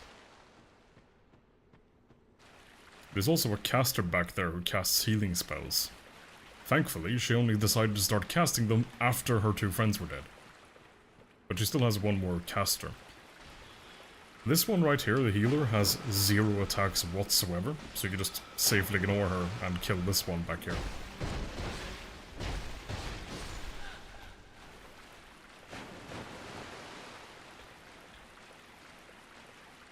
I don't remember what's up here, but this is an item somewhere here. Yeah. Ah, alluring... Hang on, that might be very useful, if that works on the enemies in the next region. Or well, in the next area.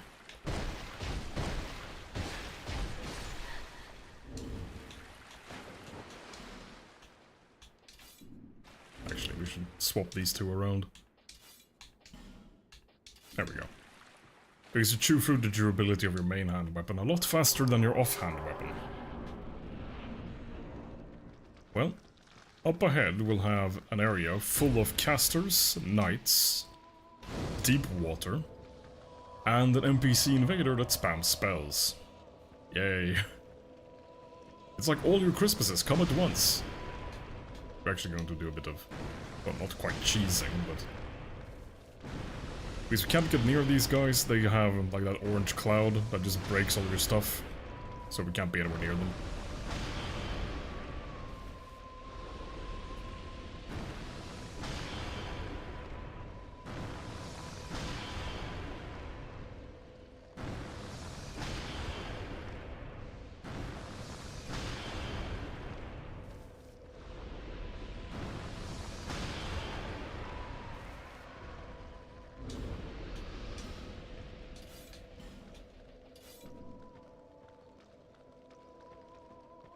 It's this area up here.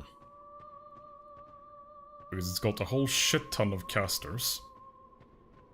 And knights. Actually, we should go back and equip an alluring skull. Because this consumable deals no damage. It just works to lure some enemies away. Hence, alluring skull. And I hope it works on the knights. But I don't know. I've never tried it.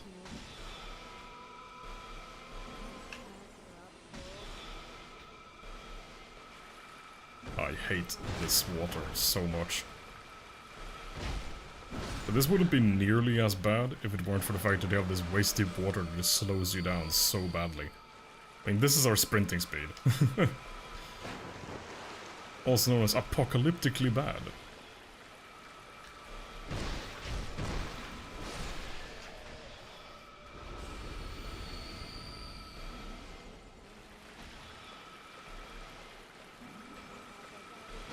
God damn it.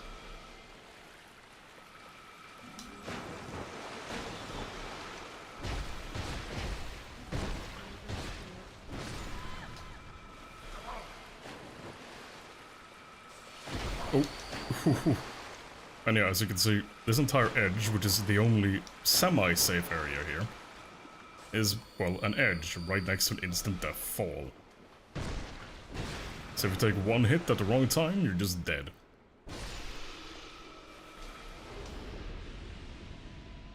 Okay. Because we do have to get rid of that mage in the middle. Because otherwise she can heal the invader if memory serves. So let's see. Ow. Does this work? No. Yeah, he just straight up ignored it. Awesome. So maybe I did try it and found out it didn't work. Stop being so damn fast.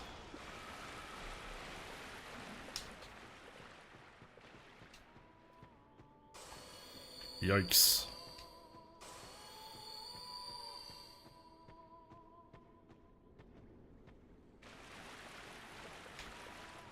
We could get just one of them to cooperate. Oh. Oh, would you look at that?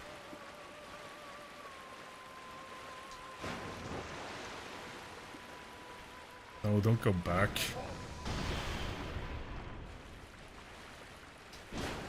Nice.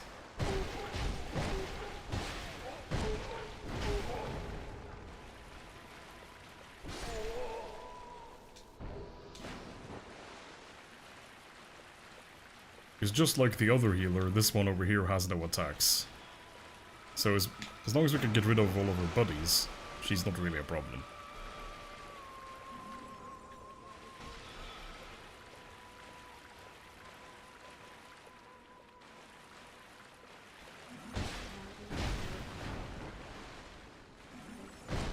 Okay, we just got invaded. Awesome. I was hoping I could get away with killing her. Oh, this is our sprint speed. Bloody hell. Ow.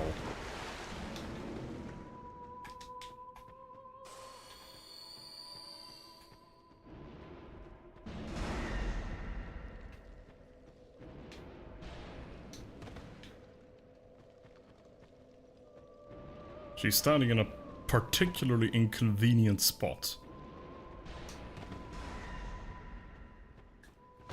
Oh, what? Okay, I mean, I'll take that free backstab, sure.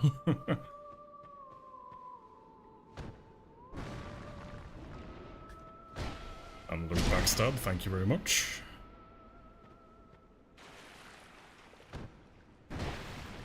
Screw you. Moving swiftly on.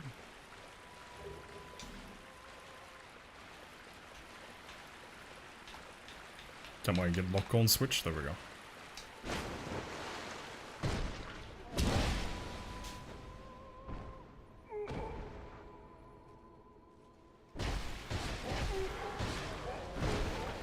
Stupid heal. Can we DPS him down before he gets another heal? Yes. Nice.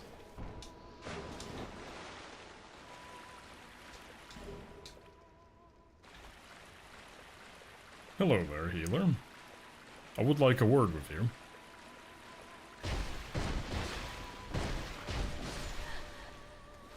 That word being punch. Red Iron Twin Blade. One of my favorite weapons. I should have learned to swim instead of hexing. Yeah, where did all that intelligence go, huh? To waste, that's where it went.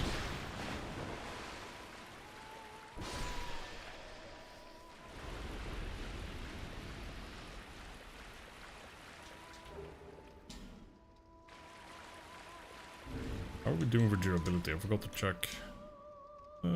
Okay, we might be alright. Right, try to remind me to use the spoon when the boss drops low. Nice magic trick.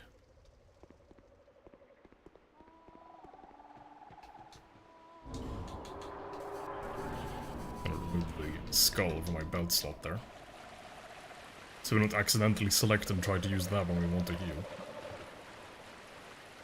Right, so Demon of Song, we can only damage her when she's come out of hiding like that.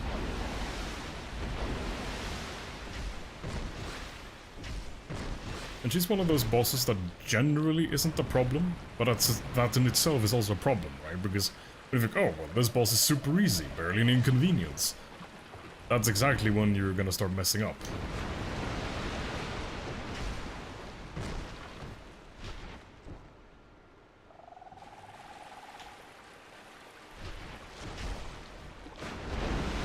Okay, in my defense, I'm not sure how that hit me.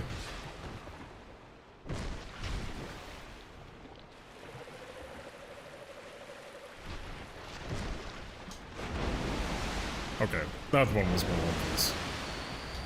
Okay, wow. I completely forgot she even had more than a 2-attack combo. Usually she's dead by now. And that's exactly the problem, right? I mean, if you're used to fighting a boss and killing it very quickly, they have all these moves that you don't usually get to see. And then they can catch you off guard, like they caught me right there.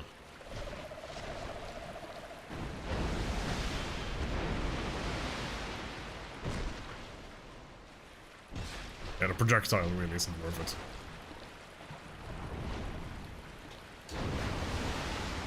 Okay, the splash also. I didn't think that the water would be dealing damage too. I thought it was only the actual impact that would deal damage. Learn something new every day. Oh, another belly flop. So now that we know that the water deals damage, we're not going to aggressively roll forward to try and get hits in.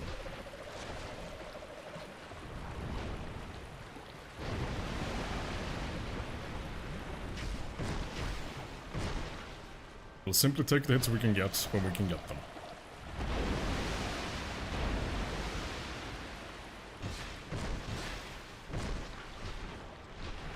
But we're approaching spoon threshold. Okay, we took some splash there, so let's be careful and get patched up. We could get a couple more hits in when we swap to the spoon.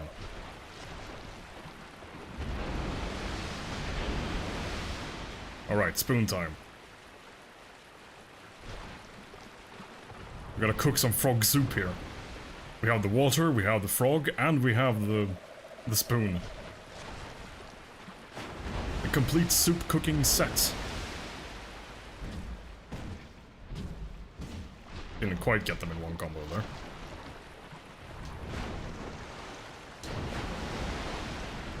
Sprint attack! I didn't quite get him.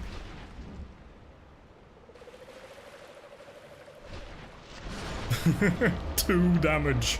They had 2 HP left. But the spoon has prevailed. The frog was slain and cooked to perfection.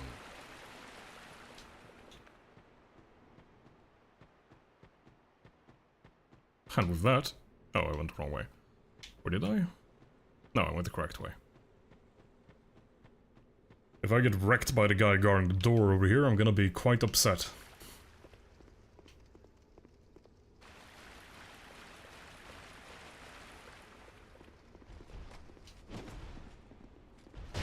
Okay, that's a good start.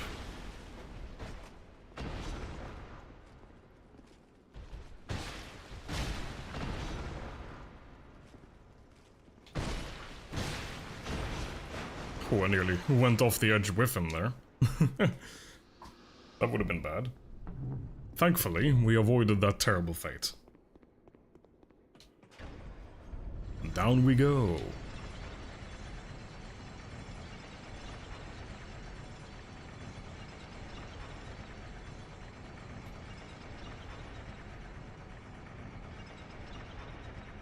We might be able to make it to Waldstadt. We'll see. The crypt is one of those places that's either a complete breeze and it's over in a couple of minutes, or a terrible nightmare. Excuse me. I believe in our case it's going to lean closer towards the nightmare area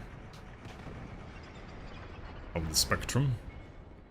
But first things first, we're going to travel right back to Majula and do a little bit of leveling.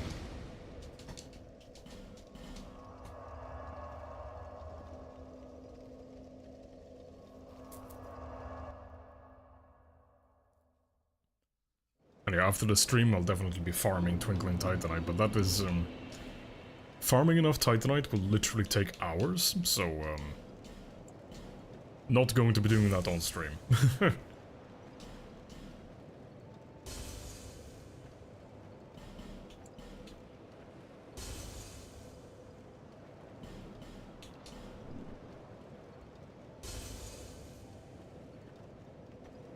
Hey you, give me levels. Okay, we're still getting 20 hit points per level. So we're gonna keep on doing that. So get some more health in here.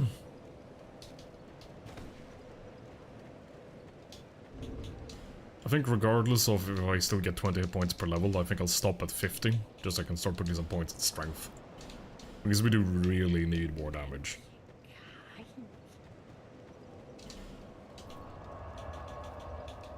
To the crypt we go.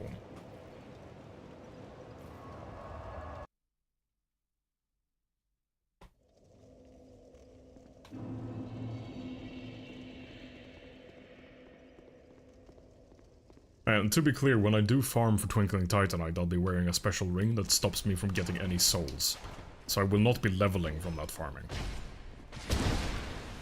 This is a ring you can get from the cat, which I jokingly pretended was the wall earlier, that absorbs all the souls you would get and just deletes them, so you can play the game without getting any souls. Right, kill this guy. The door is closed. Hello?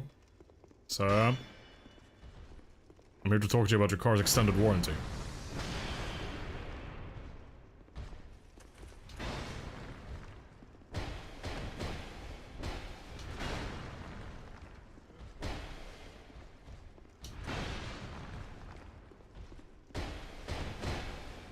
Uh-oh.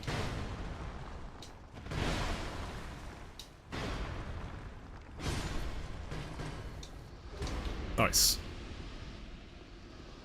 Oh, right, this spot. Oh, hello.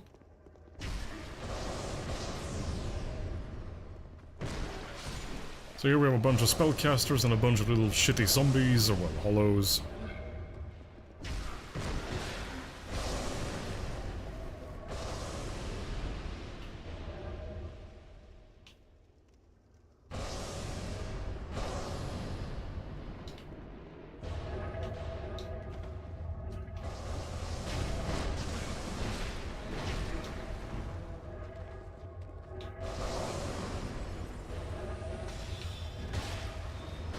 Ow. Oh, we're stuck. Okay, we're gonna...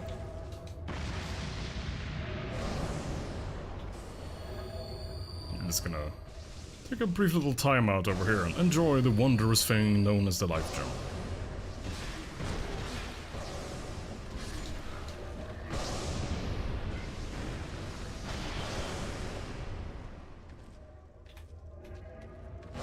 Oh well, I did not think I'd get hit there, but... clearly I was wrong. Yeah, these shields are shenanigan machines. Right. Terminate her license to live. No more spellcasting from you, thank you very much.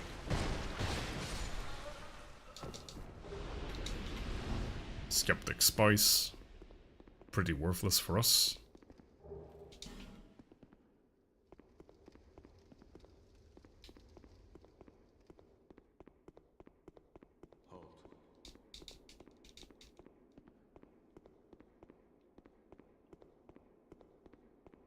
Grey Warden Agdane. He sells something that is extremely useful. Unfortunately, we cannot use it.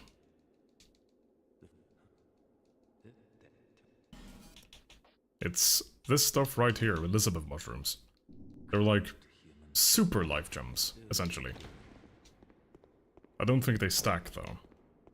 In either case, they last for a very long time, and it will keep... well, the buff will last even if you max out on hit points, so it can heal you up to full, and you take damage, and then it will start healing you again. Of course, it does have a time limit when it does expire, but it's fairly lengthy. Right, so our first order of business here is making our way straight to the bonfire.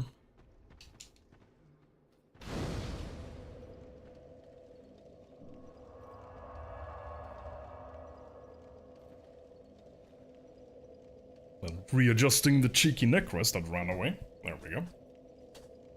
And then back to business. So, obviously the thing, well, not so obviously perhaps, but the thing about this area is you have these bells. When anything rings the bells, stuff starts spawning. Enemies can ring them, and you can ring them by mistake. neither of which is a good thing for you. But we did manage to make our way through that spot there, without the bells being rung. And here is the second place where the murderous liar would try to invade you if you don't kill her first. She spawns in the corridor over here and tries to, well, shank you again.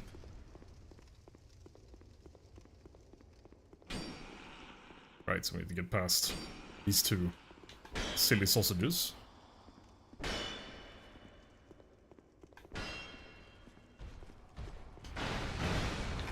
Thank you for your understanding. Right, then I believe we're supposed to just run straight through here.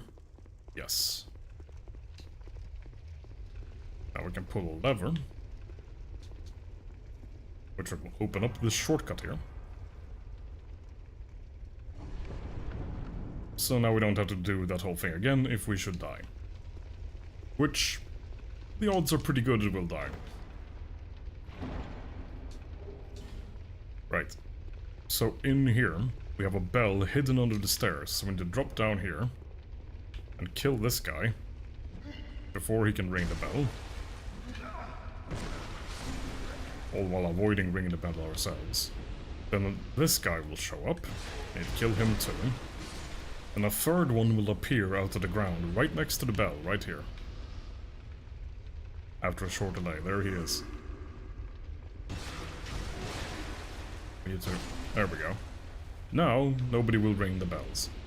Because if something does ring the bell, it just spawns a shit ton of casters in here, and your life is miserable. Thankfully, it's not miserable.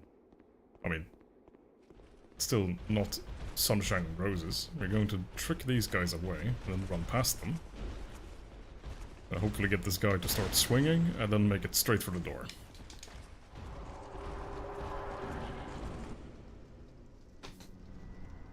Alright, Velstadt. The bell face-off.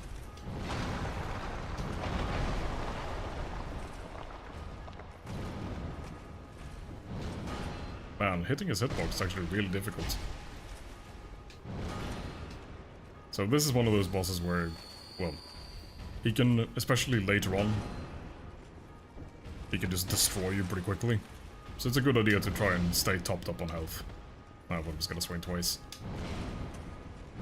Oh, that time he did, but we got lucky and avoided it.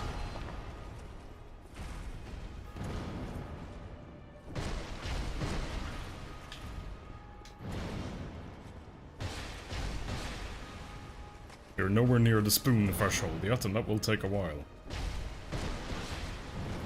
Assuming we even get there on this attempt. Oh no, 2 swings that time either? Okay.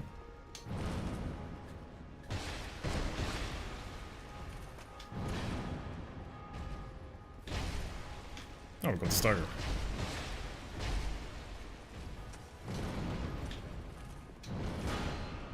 I want to get him away from the walls, have some more space to work with.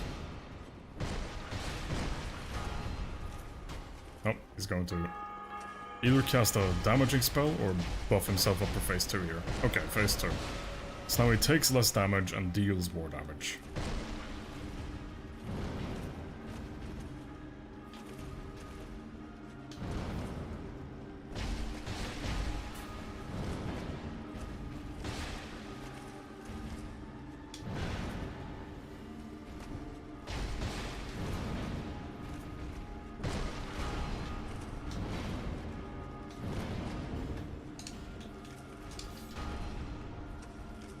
No, he's going to do a projectile attack now, and usually the way to go here is to hide behind him. But that's a bit tricky to do when he's got his back up against the wall.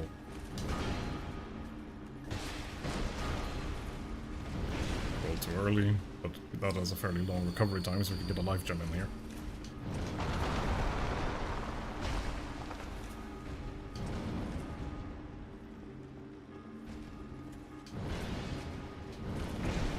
Wow, okay.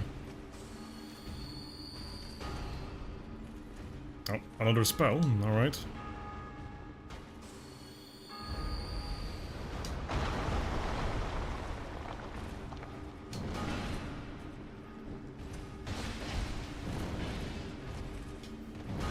We don't really have the stamina to go after him here. We're gonna regenerate.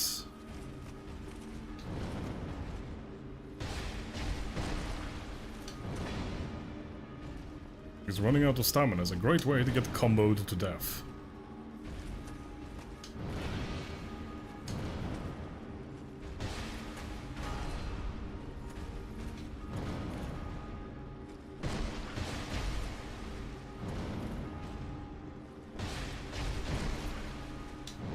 We're approaching the spoon threshold, but with his damage resistance, it's gonna take a while to actually get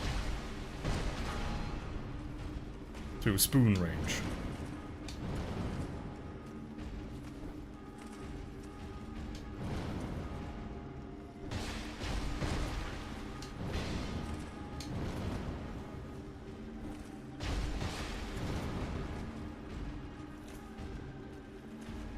Get him away from the wall again.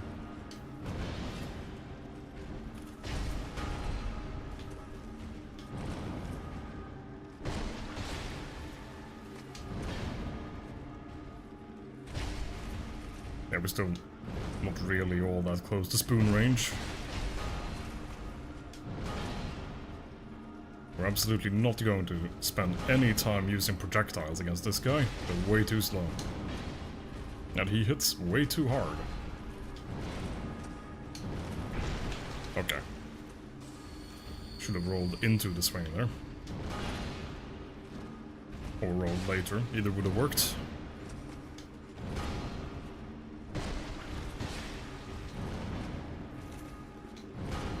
Gonna regain our stamina here.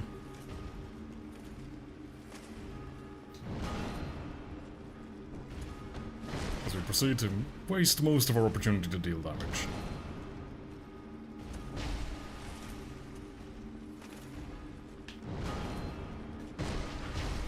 Okay, we got another stagger. But we're still not in spoon range.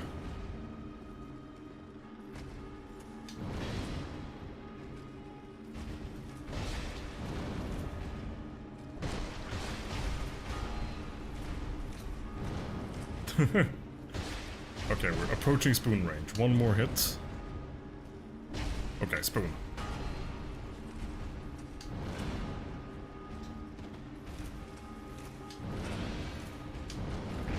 Okay, let's not get greedy here.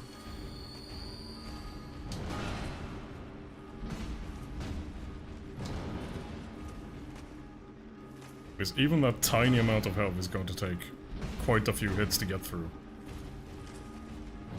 The ladle. There we go. Death to the false bell. There can be but one bell.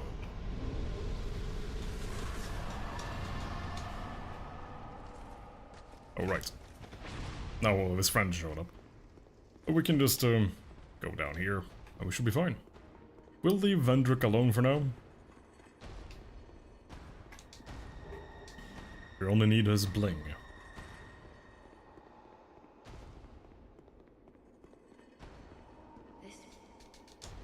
You know what? We can...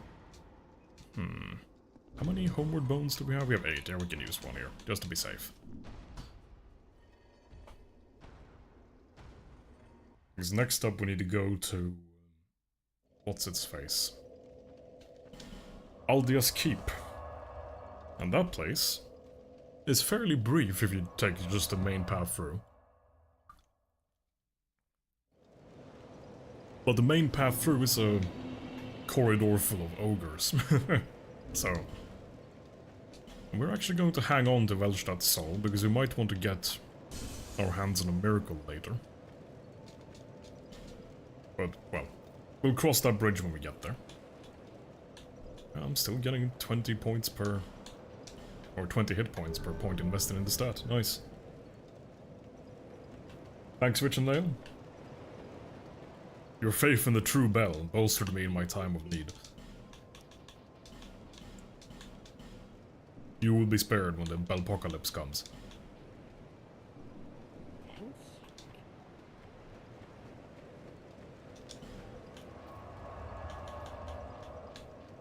Okay, so now we need to go back to Shaded Woods and the Fork Road. And we're going to go straight ahead.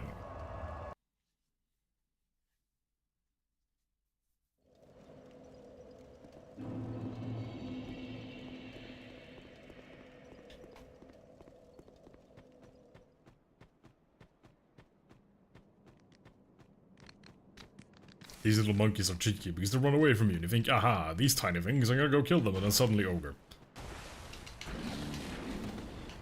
But we don't need to fight him, because there's a ring...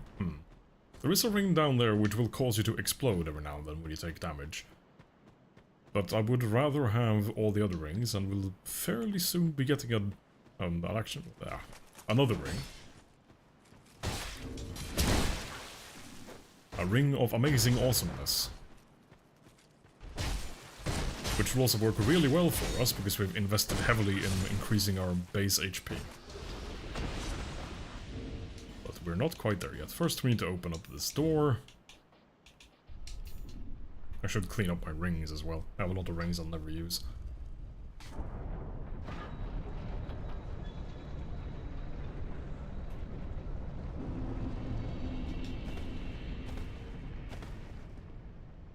And we're through. The drama door has been bypassed. So, the first thing to do here is get the bonfire. I suppose might as well rest. Oh right, while we're here, we can stuff the rings in the item box. Because we will not be using this one, that one, or that one. Items in your inventory don't actually weigh you down, only equipped items do. But it's helpful for whenever you need to swap something on the fly, if you have fewer things you need to navigate through to get the thing you want.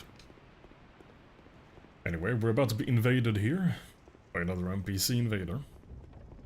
Hello. Azlatil of Mira. Allow me to punch you.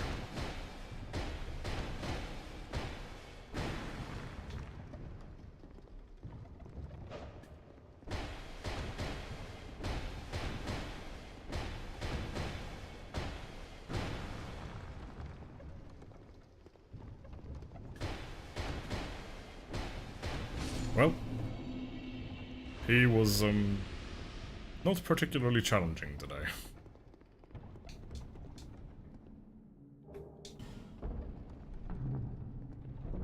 Now, there is something here which I could have sworn this used to happen.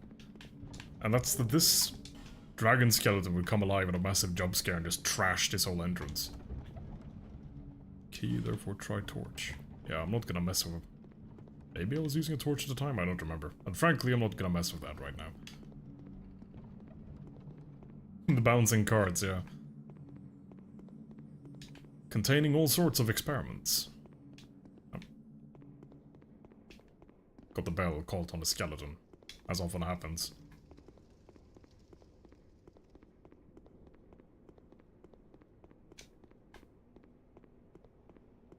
I don't want to get anywhere near the basilisk here, because if he starts attacking, he'll actually break out of his cage.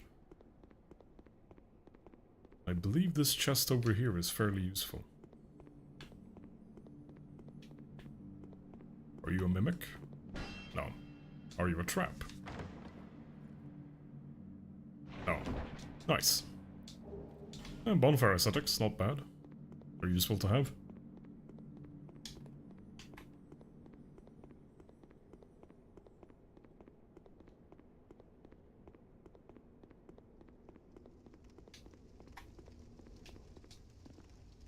Time to ring the doorbell.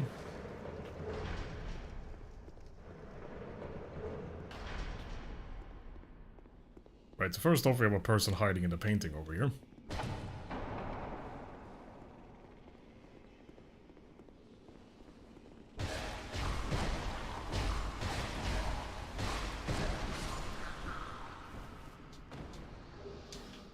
Petrified dragon bone, that's not a bad drop.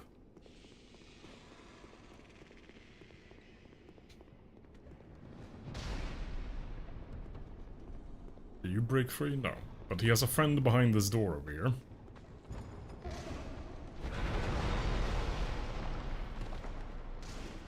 And then it's either this door or the next one. It's the next one, I think. Yes. Behind this door we have another friendly ogre. I think. Yes. Oh god. I should have trusted my memory. Okay, we're gonna pop a life gem. And then we're gonna face the boss. Which is a flying dragon. Oh, goddamn hitbox gets in the way.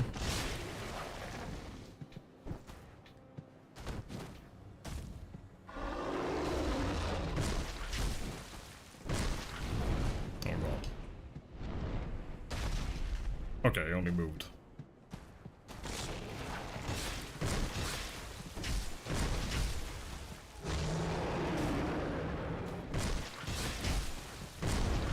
Okay, this is bad. Oh, he only moved again, okay.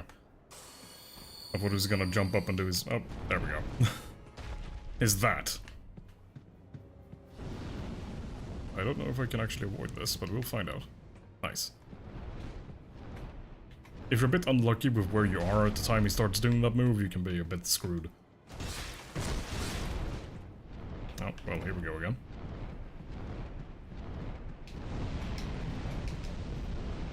Ow. Ow. Will you stop? Oh god, really? Well, there we go. We're dead. Yeah, that was just bad play by me. I showed up and I was bad, and then I died.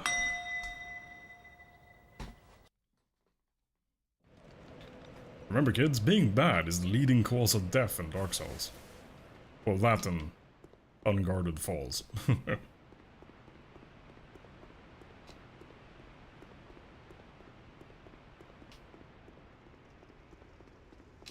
Do I have anything that gives me fire resistance? Not really. That is a problem. Rip indeed. But hey, we're still on single-digit deaths, and we're approaching the end of the base game, so... we're doing okay. Because after Aldia's Keep, we just need to go... well, we need to go get the, Ashen Mist Heart. Then we need to go to Forest of Fallen Giants, go poke the Giant Lord.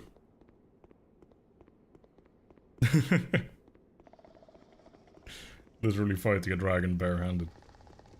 Well, if I was still any good at this game, I would have punched that dragon into oblivion, but I'm a rusty old piece of crap. So here I am, being bad. Back in my day, in my youth, I used to be good at Dark Souls. I mean, in fairness, I was never, you know, the greatest player ever or anything like that. But I was certainly a lot better than I am these days. When I was in my prime. There we go.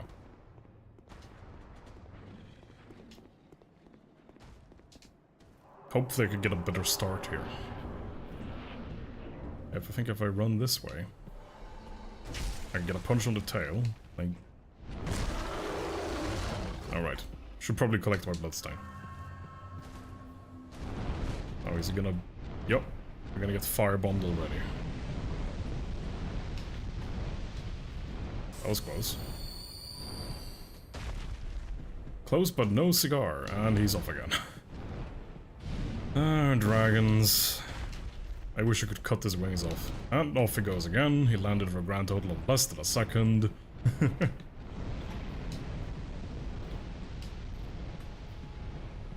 Will you land? And stay on the damn ground? Nope. Off he goes again.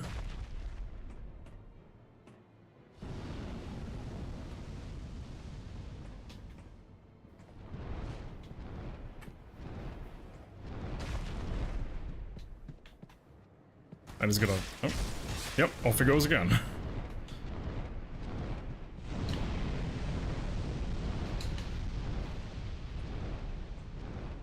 You infuriating little bastard. And off he goes again.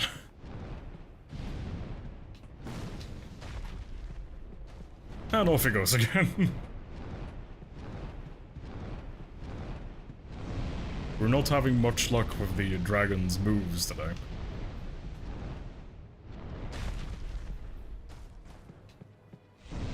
Holy shit, he actually chose to stay on the ground for at least one entire attack. Yup, just one though.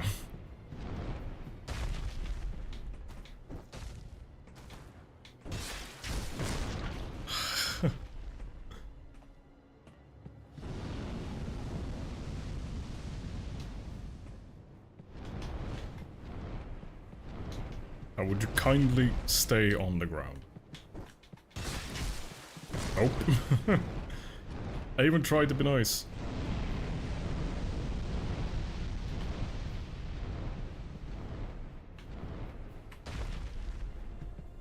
Nope. Ow. Should have rolled. Okay, at least it stayed on the ground for long enough for me to use a life jump, so... Oh, I needed to mess that up. We're going to just try and pop 2 cheeky life jumps. Because we need to make sure we have enough health to at least survive 1 or 2 hits from his fire breaths.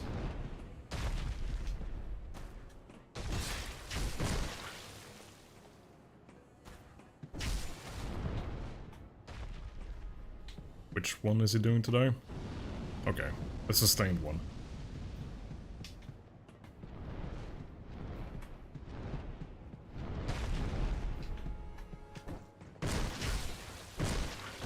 Oh, got greedy, and I got stomped on the head for it.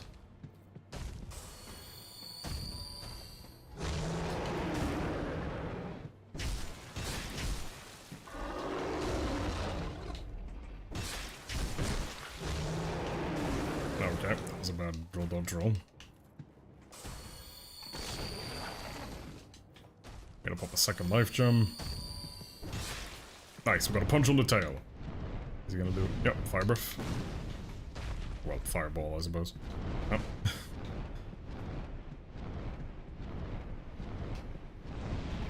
Yeah, that was bad. I ran too early. I should have. You kind of need to wait until he starts breathing fire, and then you start running. So he targets the spot you were at, and then you run away from it. But it's difficult to turn the camera up high enough to see what he's actually doing. Uh-oh. This could be bad.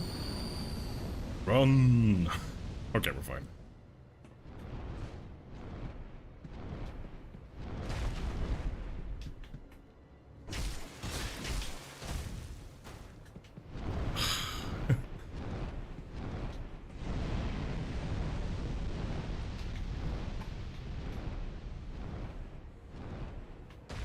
This dragon has poor discipline. Yep, off he goes again. Roll too early. Uh-oh. Oh, this is bad. That could have ended our little boss attempt right there. Oh, I got greedy again. Or rather, I miscalculated. I didn't think it recovered that quickly. Oh, speaking of recovering...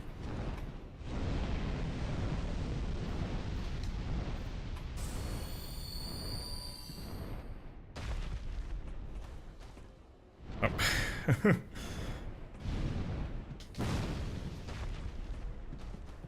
Oh, for crying out loud, just stay on the ground, mate.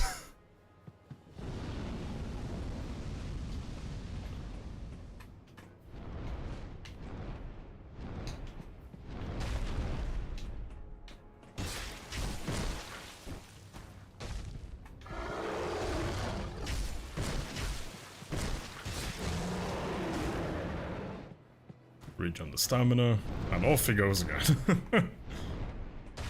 Okay, no, he actually just scooted backwards a little bit. Uh-oh. Ow. Life jump time, just to make sure that if we get caught by fire breath, we have a greater chance of surviving.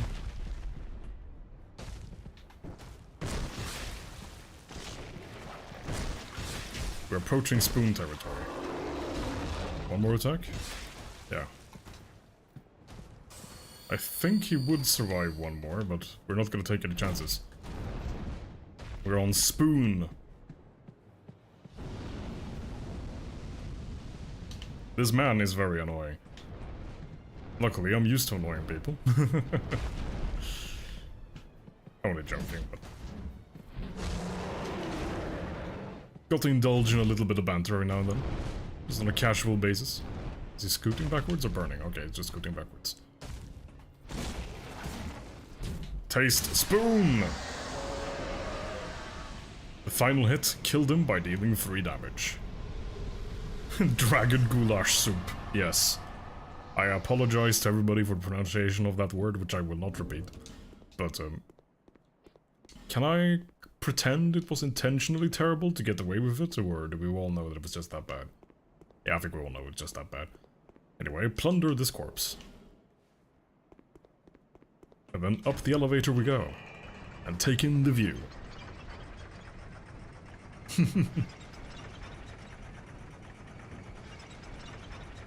Well, chat, I hope you enjoy the fresh serving of dragon soup.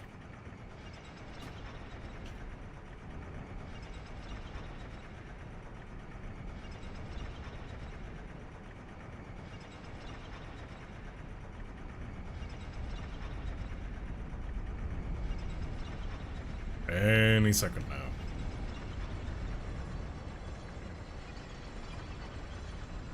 Would you look at that? The elevator had an end.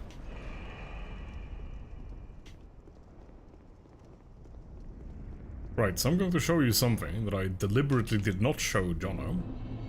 Because, it's fairly cheeky. There's no cheese or exploits involved in what I'm about to show you, it's just funny. Anyway, we have the aged feathers, and now we have an infinite supply of homeward bones, so we can always travel back to the recent bonfire.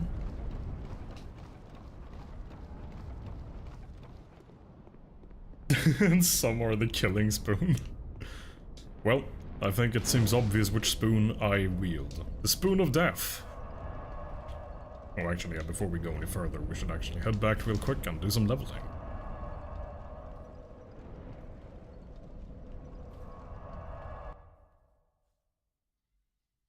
We might even be able to... You know what, screw it. Let's try and get, at least the Giant Lord today.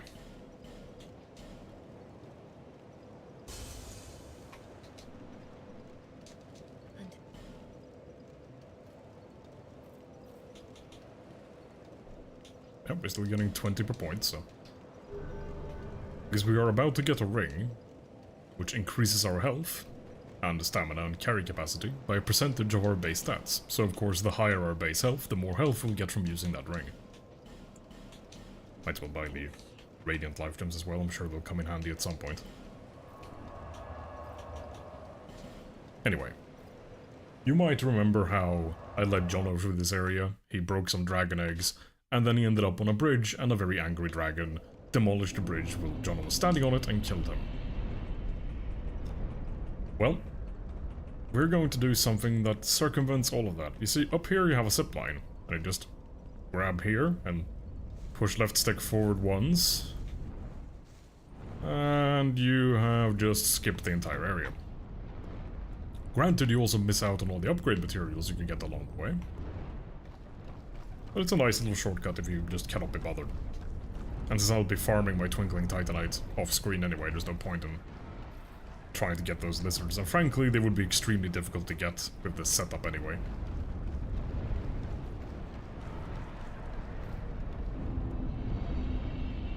At the Dragon Shrine, we have arrived.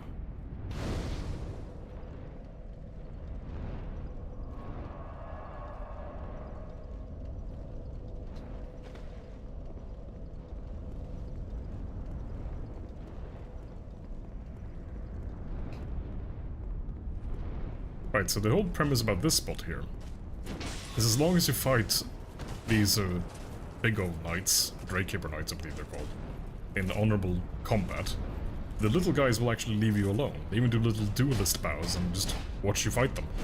And once you kill this guy, or rather once I kill this guy, oh, or he kills me, whichever comes first. Right. As you can see, they remain non-hostile. Unless, of course, you start attacking them, they will defend themselves. But if you just run past him, they will aggro on you right away. Alright, here comes the tough one. He hits very hard and he's very fast. At least his combos are very fast when he starts doing them.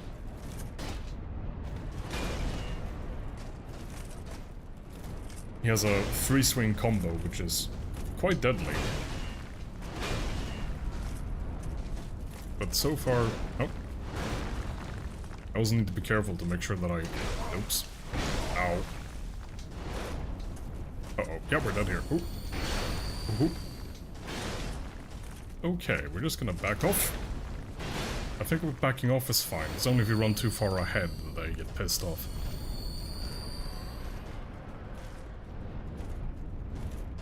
That was close. While he's blocking like this, I won't really do any damage on my projectile, but I can shoot him in the back. Very honorable. And one more time. Wait, now I think I can head up here and get some free twinkling titanite.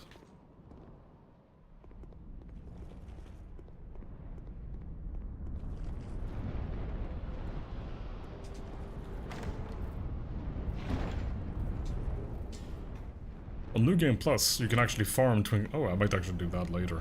So you can just continually reuse bonfire ascetics to respawn that chest on New Game Plus, because wooden chests respawn when you use bonfire ascetics. And that wooden chest of New Game Plus actually holds 3 twinkling titanites instead of just 1. So it's, as long as you have the ascetics for it, it's pretty effective.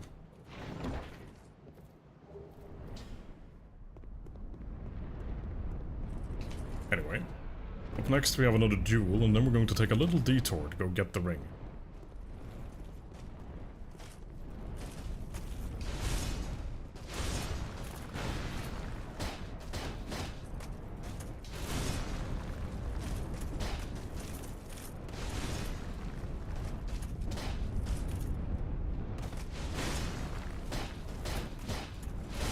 Oops. Okay, that was bad play. But one shot here should kill him. Yep. Now, instead of going through the door as normal, we're going to drop down here.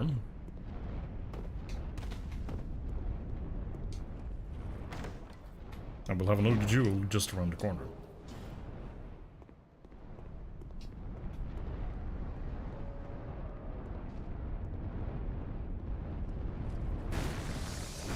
I wonder if we can cheese this guy.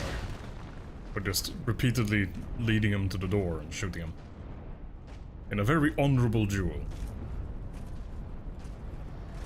He's blocking, so I can't really shoot them at the moment. Okay, I guess we'll have to do this the old-fashioned way.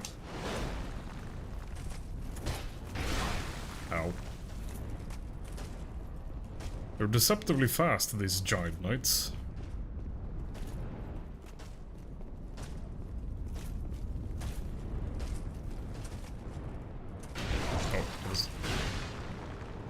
Bad on my end.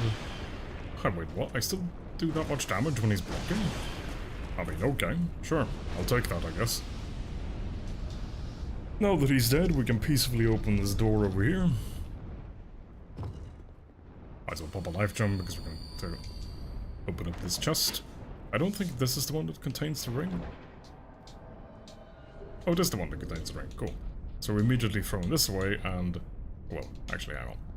So... let's kill this invader first. And I'll show you before and after.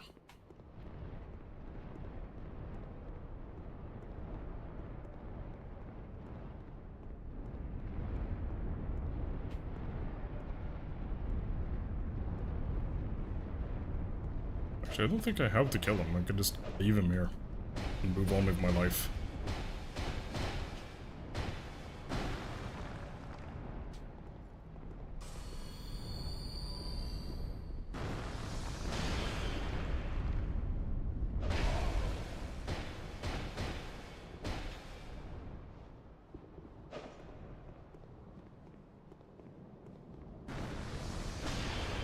This is a no Estus run, you cheeky bastard.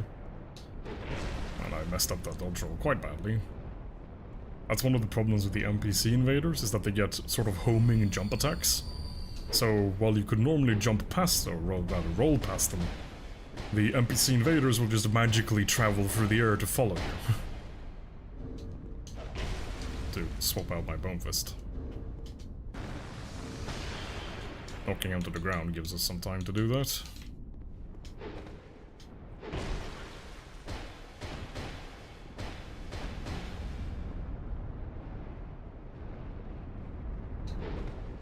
This guy can probably kill us in 2 hits right now, so let's use a life gem. How is he blocking while he's rolling? I would love to know that. Oh. He rolled 1 time too many. But he's dead. Right, so we're going to pop an effigy here and do some math. 2 life gems should be enough. So let's see, normally our maximum health is 1970. But if we swap over to the third dragon ring, suddenly it's 2060, so we gain over 100 hit points from this ring. Along with more stamina as we can dodge more and more carrying capacity. Granted, we have now lost our ability to regain health on kill, which isn't bad for this challenge. But I would rather have the more health, more stamina, and the ability to equip more stuff later on, particularly the heavier rings. As more powerful rings are not only more fragile, but they weigh more. Right, we have 1 more jewel ahead, and then we can go get the kinship, or rather the Ashen Mist Heart, from the Ancient Dragon. First off, I need to beat this dual-wielding shiny man.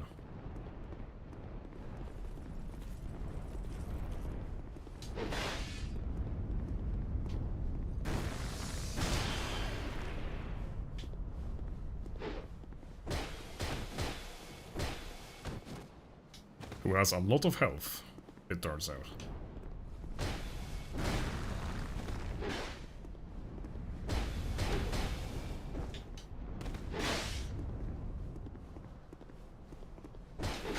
Ow, that's a bad trade. We just dealt 82 damage and lost like a solid quarter of our hit points in return. Right, I need to be careful with the projectiles so I don't hit his friends.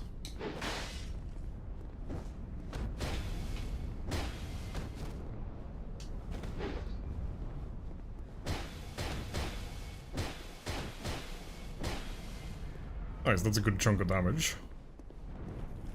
Yeah, these guys do have a pretty cool armor design.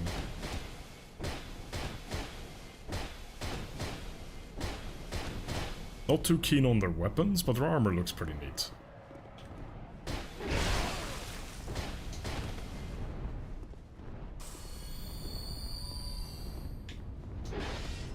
Can we get a backstab? Nope. He dodged. Second try. Or whatever. Might have tried before, I don't remember.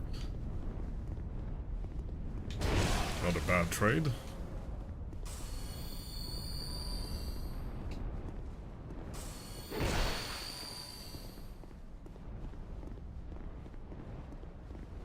Come on. Another backstab. Very honorable. In fairness, I then give him these free trades where I deal tiny damage and he hits me for a quarter of my hit points, so you know, it evens out.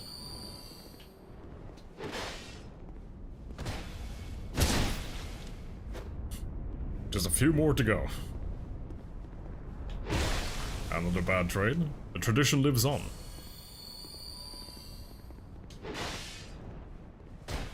And the backstab. So the rhythm so far is backstab, bad trade, life gem. Backstab, bad trade, life gem. But we have broken the cycle. I think we'll try to get a kill on him using the spoon. To make up for the fact that we didn't have the spoon in the first stream. Okay, so we cannot do another fist backstab, but we have the spoon.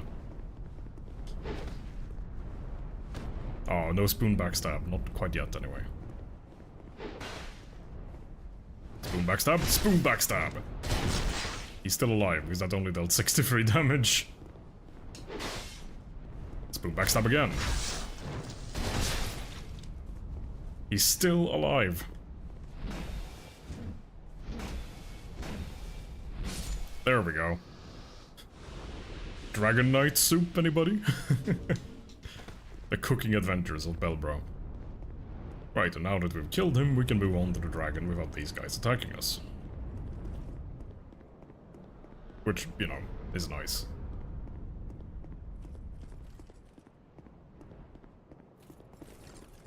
Hello, dragon. I would like an Ashen Mist Heart, please. Thank you. We can go ahead and use our shiny new aged feather. It just works like a homeward bone, except it's not consumed.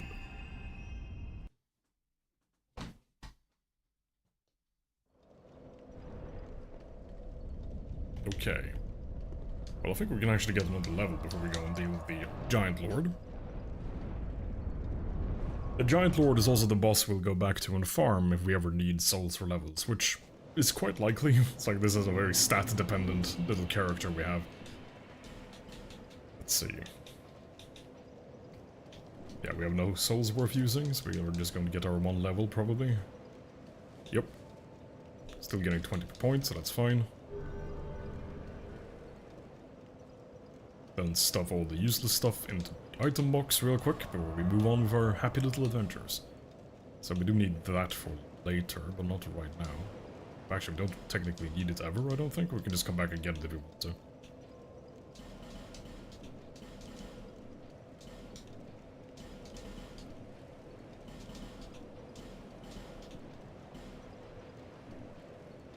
Okay. Oh, forgot to use the fast travel. Right, so now we're going all the way back to the beginning of the game. Basically, we're going over here to the Cardinal Tower. And thank you, Lael. I appreciate the applause, and so does the spoon. The spoon of death notices your... appreciation? Yeah. Something along those lines, anyway.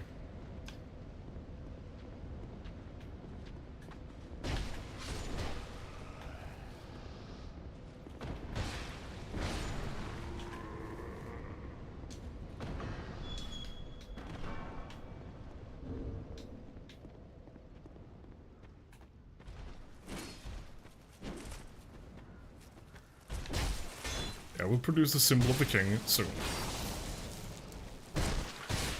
We're going to deal with this guy before we open the door. There we go. And we throw on the king's ring. Then the ring of blades goes back on. Oh yeah, I should probably go and get the +2 ring next stream.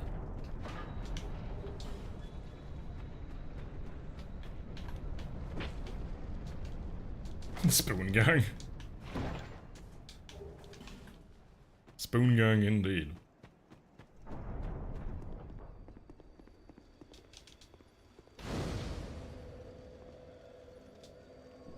Right, now that we have the giant, or rather we have the Ashen Mist Heart, we can start entering memories.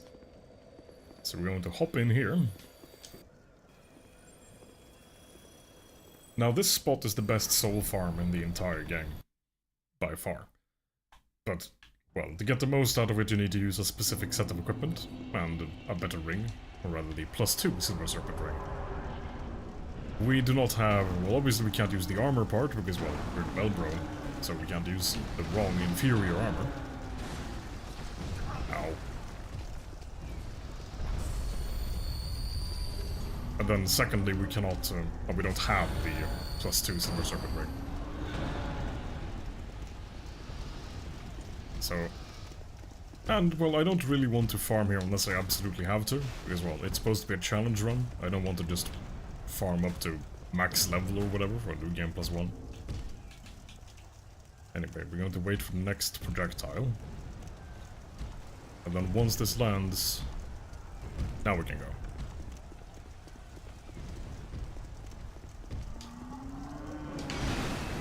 Right, now we start punching him in the feet.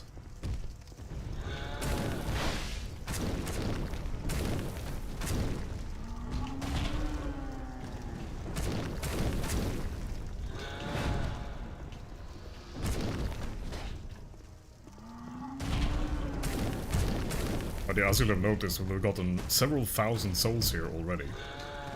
Even though we didn't do anything to earn them. We've just been killed by the various hazards in this level. And of course, on every new game cycle, the value of souls for enemies increases. So if you combine the increased soul value of all the enemies with increased soul value items, I think this guy alone is worth something like 500,000 souls with the right setup. Towards New Game +7. That's not counting all the little guys and the fact that of course he drops a soul that's worth like 25,000 on top of that as well.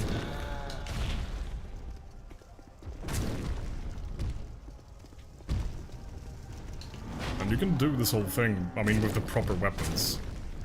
Or rather, with something like a twin blade and a poison pine resin, or rotten pine resin. Ah, no, I thought I was gonna do the front swing.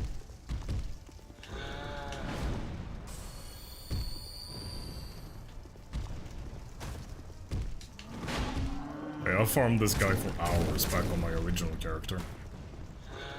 I got him to something like level 700 or so. That's because I spent almost all of my game time on one single character.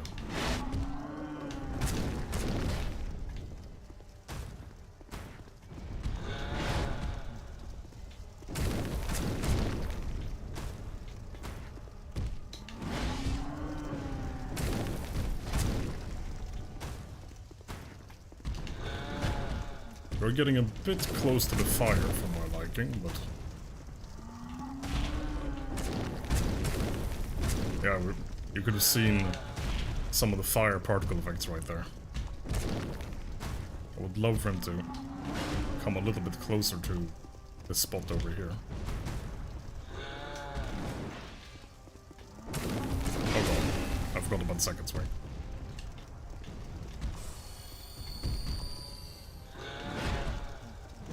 We're approaching spoon range. We can get one hit in at least, maybe two. If we could get one more. Yes. No, it's too slow. I thought it was doing the front attack.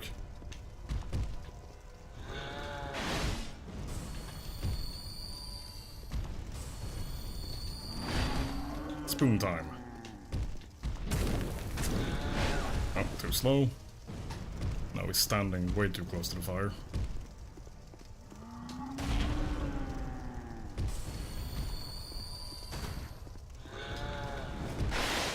Spoon, go! Yes! The giant lord has been struck down by the spoon.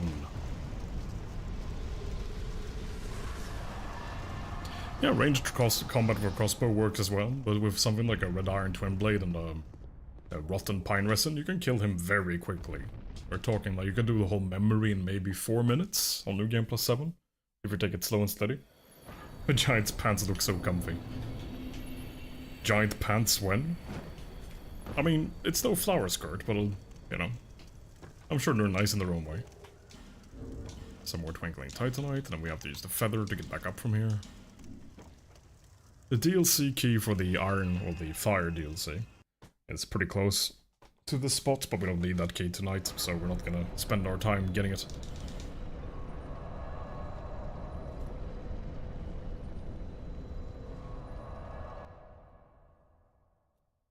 Now we can move on to the last bosses of the game. And I think the second to last boss will actually be harder than the first, than the actual last boss, because the second to last boss is a dual fight. You have to fight 2 people. And they're both fast, and they both hit hard. And the way they work is that if you kill one of them, they will respawn if you don't kill the other one fast enough, and they will heal. So you can't eliminate one and then fight one-on-one, you have to bring them both low and then kill them at the same time. Okay, here you can see the diminishing returns.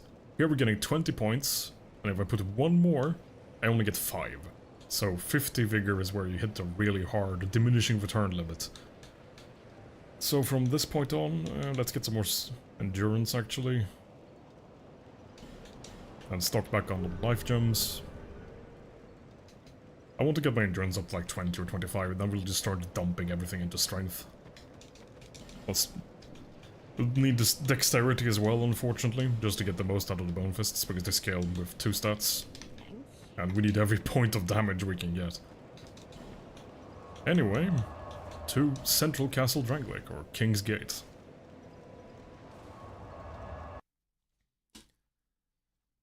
Right, we might not actually beat these bosses tonight, but we're gonna make an attempt. Or a couple of attempts, depending on how quickly I die.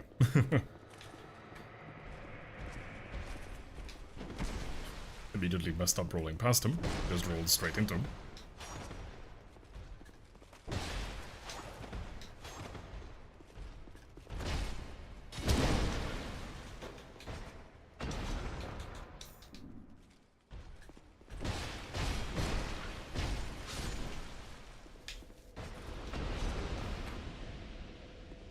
Open the door. Then we swap back over to the ring, or the ring of blades, so we get the bonus damage.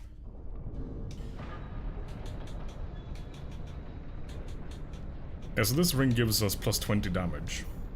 And yet we still sometimes hit enemies for less than 10 damage with the, with the ladle. So that should illustrate how bad it is. And thank you, Vich. I will definitely need that.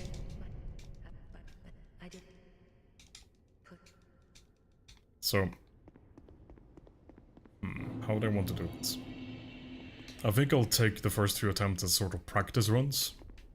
Wherein I will not use... because I do think I have 2 more bright bugs. Now I only have 1. That's bad.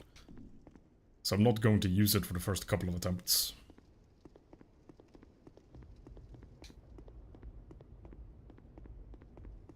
I messed up this run a little bit in that I should have bought the bright bugs from the old hag Majula after every major boss. Because she resupplies them and they get more expensive every time, so I could have had several more in my inventory, but too late. Can't fix it now. Well, here we go. Throne Watcher and Throne Defender are up first. So this is probably going to be a lot harder than the actual final boss. I mean, I could attempt a cheese, but I don't remember how to do the cheese. There's a trick you can do which makes the Throne Watcher fall off. Oh, I'm not power stancing. There we go.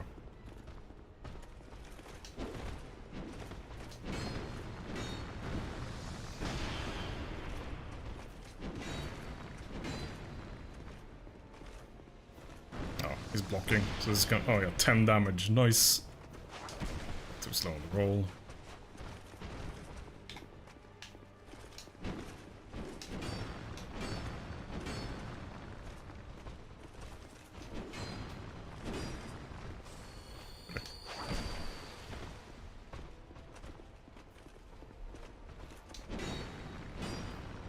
Oh, this was a mistake.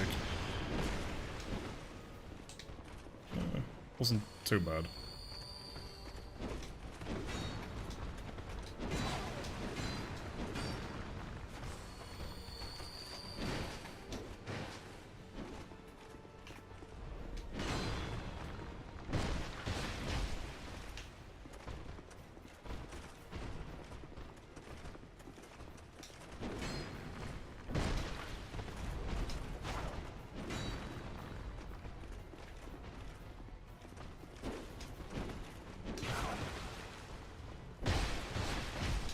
We actually got some double hits in there. Nice. Being stabbed in the face is less nice, though. I do have to say. I prefer being unstabbed.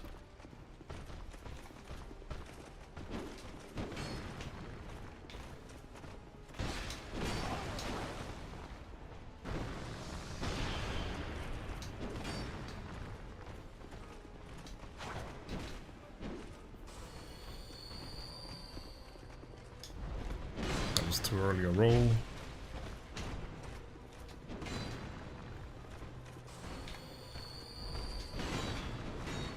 I get a cheeky splash damage in here. Yep. Nice.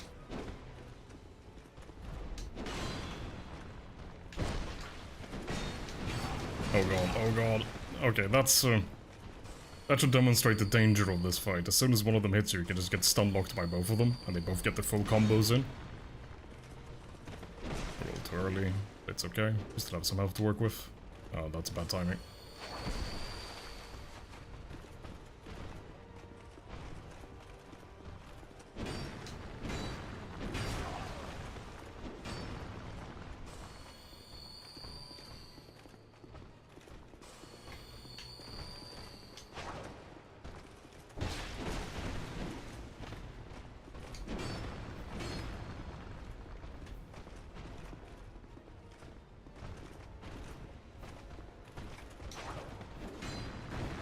Splash damage? Oh, no splash damage this time. She rolled away.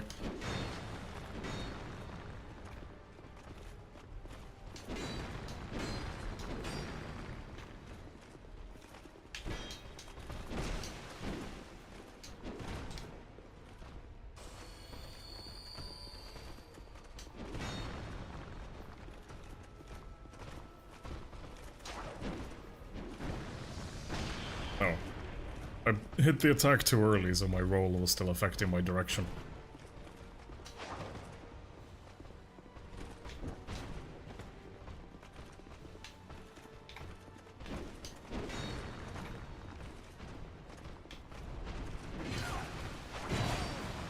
Ow. Sound like I got hit twice by one swing there, which is strange. Maybe I just misheard. Probably I just misheard. But then again, we do also have archers who fire 2 arrows with every pull of the bowstring, so, you know. Things do happen in this game.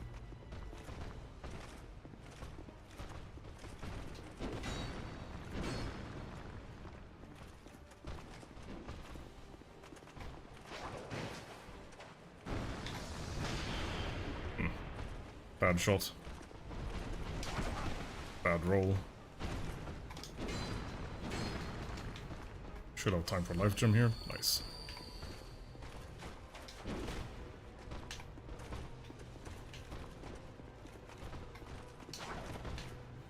Can't really hit her when he's standing right next to her. There we go. Cheeky ranged attack. And then we get absolutely massacred.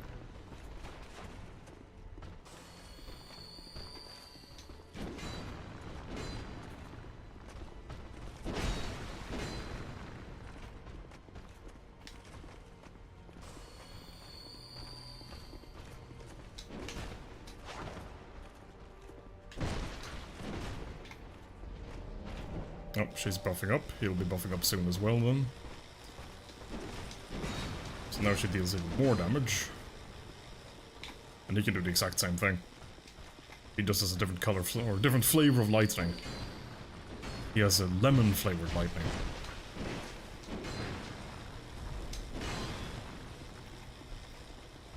We nearly broken our weapons. Yep, there we go, he's buffing now.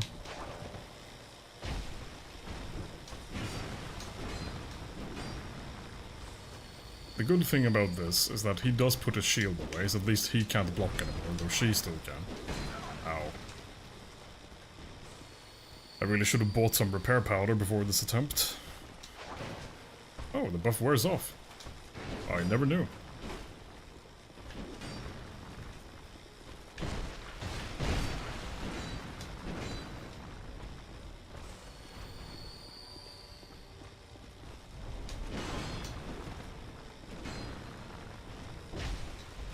Roll too early. Ow. Yep. At least it still hit us while we still had the life gem going, so...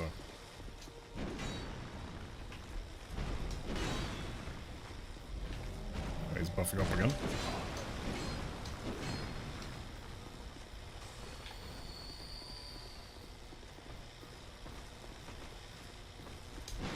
Oh, she has ranged attacks? Huh. Usually they don't live this long, so...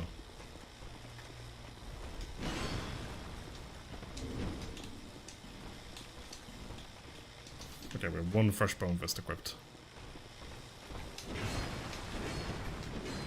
We do want to try and save one for Nashandra, but... this is by far the harder fight. So if I have to deal with any boss out of these two with broken weapons, it would have to be Nashandra. Oh, this was a mistake. Oh, maybe I get away with it? I do. Nice.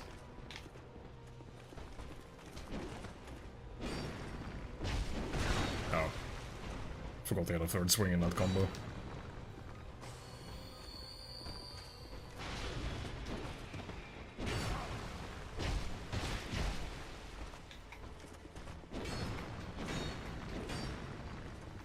Hop onto the life gem.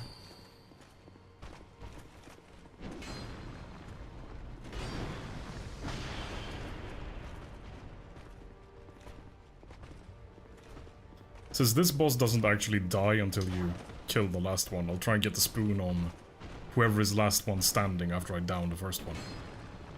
Because the even when you deplete their health bar, they don't actually die until you kill their partner.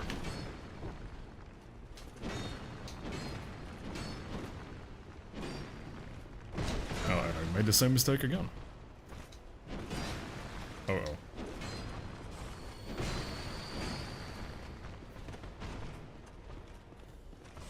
Secondary life gem, go. Too slow on the roll. Tertiary life gem, go. quaternary life gem go? Nice.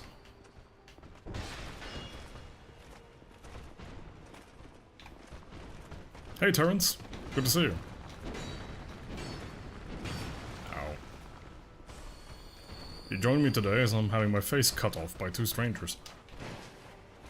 Though in fairness, I wouldn't much appreciate it even if I did know them.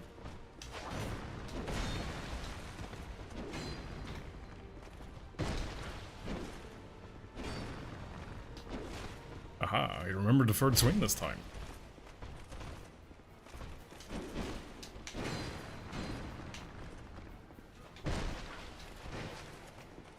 Slow and steady.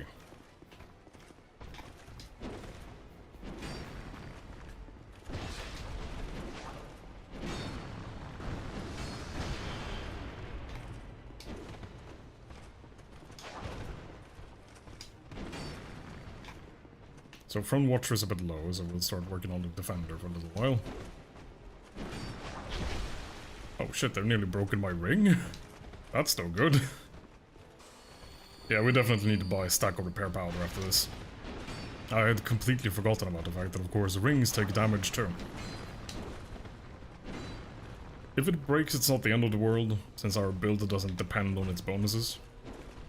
But it would certainly not be good.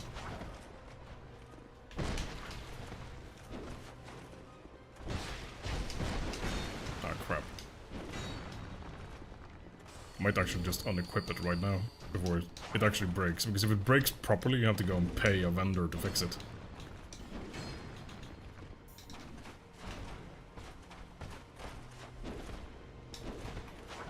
I rolled straight into that one.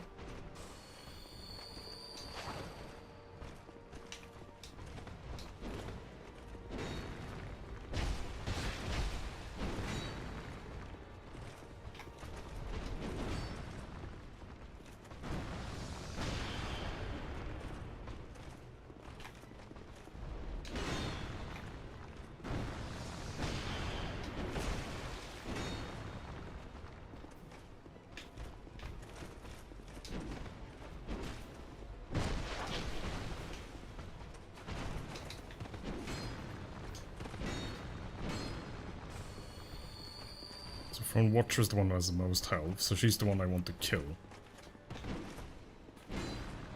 Also because she has a shield, so I want to kill her first. Okay, now she's down. Spoon. There we go. Spoon!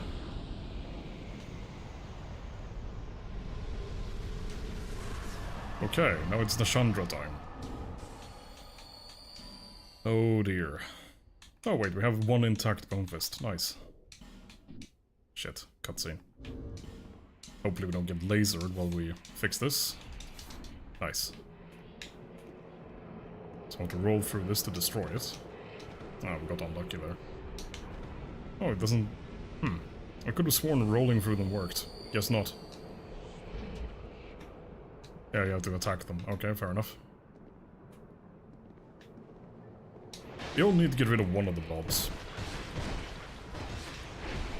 Oh. Because that gives you enough space to fight the boss.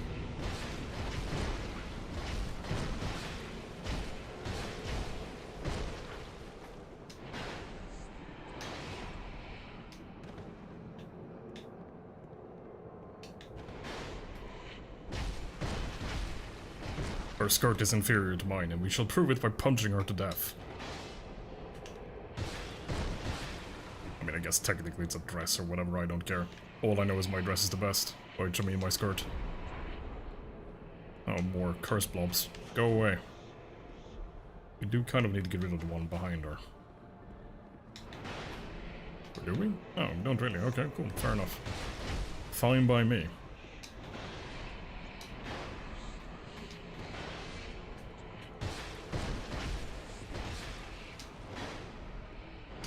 Too slow to roll.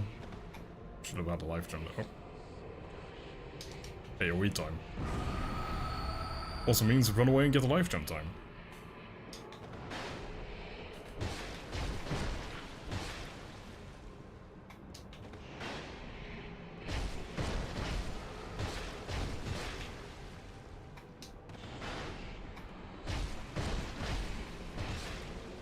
getting there, but not quite there yet.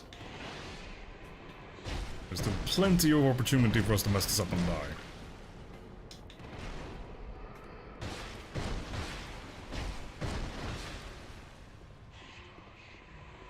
Oh, just gonna summon more blobs.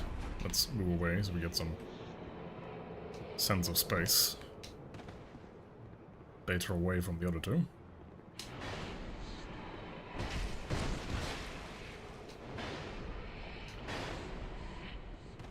Okay, only 2 swings that time. And generally, if you just... if you just assume she's going to swing 3 times, you'll be fine, usually. Except when she does that one. That one is not a part of a combo. 2 and 3. 1 and 2. Only 2 that time.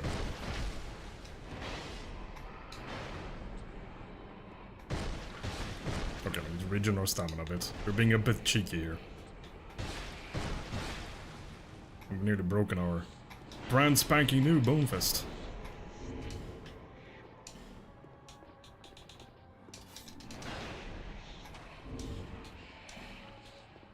I guess we'll just do 1 Bone Fist and then punch with the other hand. Okay, Curse Blob's time. Get rid of this one.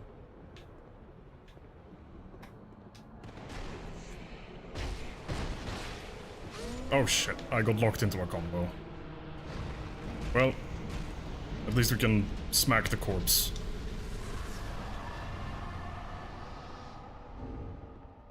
Yeah, I accidentally hit the bumper 1 time too many there. Which is really annoying, because she's one of those bosses you can absolutely just spoon down at the end. But in either case, we did just beat the Throne Watcher, Throne Defender duo and the Nashandra back to back with Bone Fists, and no Repair Powder, and no Estus Flasks. So, by the time I press the A button here, we'll have completed the base game. So, here we go. So in about 6 hours. Thanks, Leo.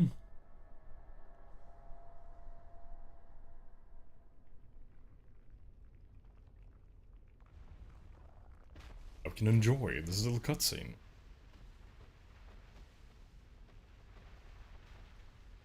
Look at all those cute little golems.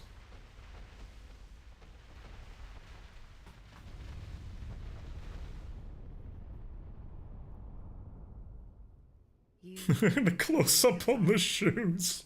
You will bear the curse. Once the fire is linked, souls will flourish anew, and all of this will play out again. It is your choice to embrace or renounce this.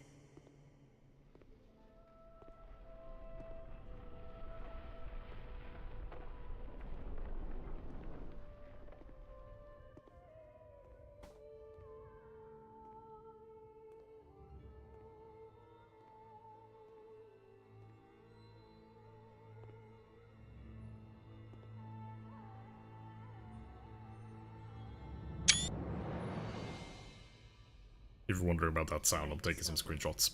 Take your throne. Actually, no point. Can take them later. Take your throne, bell bro. Wow, that's I hadn't considered this scene when I picked this card. Well. What lies ahead, only you can see. Wow. I deeply regret not skipping this cutscene now.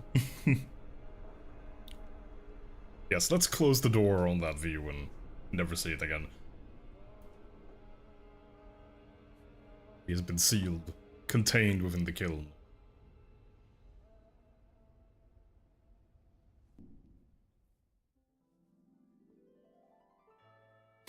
Spoon man.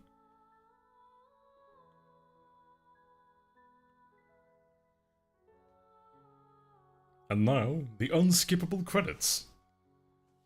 But yeah, we have now successfully beaten the base game. I will be playing through the DLCs as well. Probably not next week, so probably in 2 weeks' time. will be playing for the DLCs. Just next week I'm a bit busy over the weekend, so it'll be difficult to pencil in.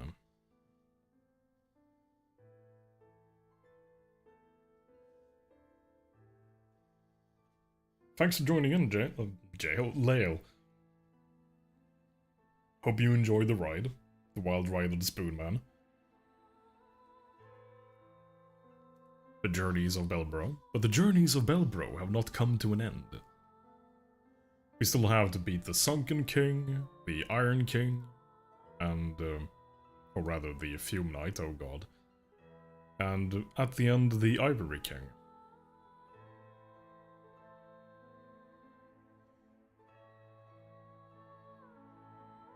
I probably won't do all the optional bosses, but we'll see. I mean, if we come to the point where we do beat the Ivory King and people's like, hey, yeah, I want to see you do this boss fight or whatever, then sure, fine.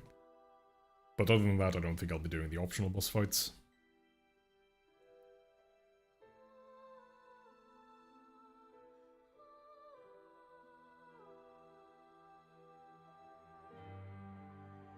Yeah, lots of kings in Dark Souls.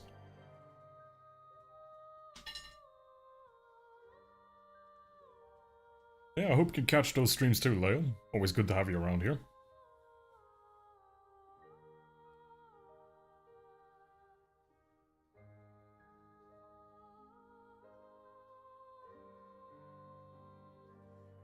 Because those are by far harder than the base game. So, if we don't count the one time I died due to my controller battery dying on me, we beat the base game in 7 deaths. Not too bad.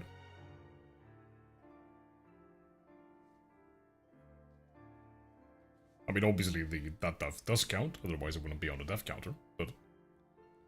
Hey, single-digit deaths for the base game, I'll take that.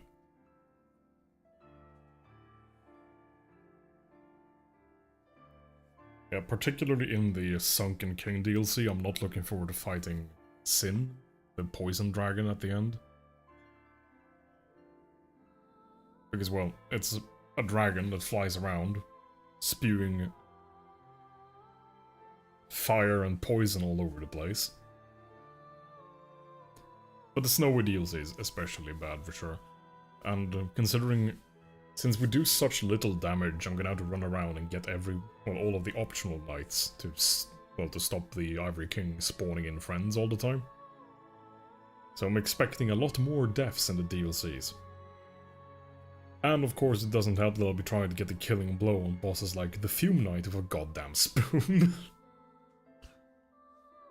Oh, actually, one optional boss I'll definitely try and do is Soralon. This is just such a fun fight.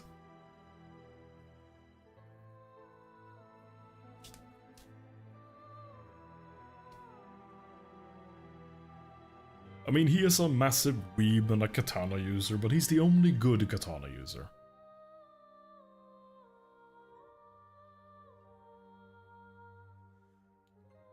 I mean, he's so honorable, in fact, that if you can beat him up low enough without you getting hit once, he will actually kill himself in shame. So, you know, that's something.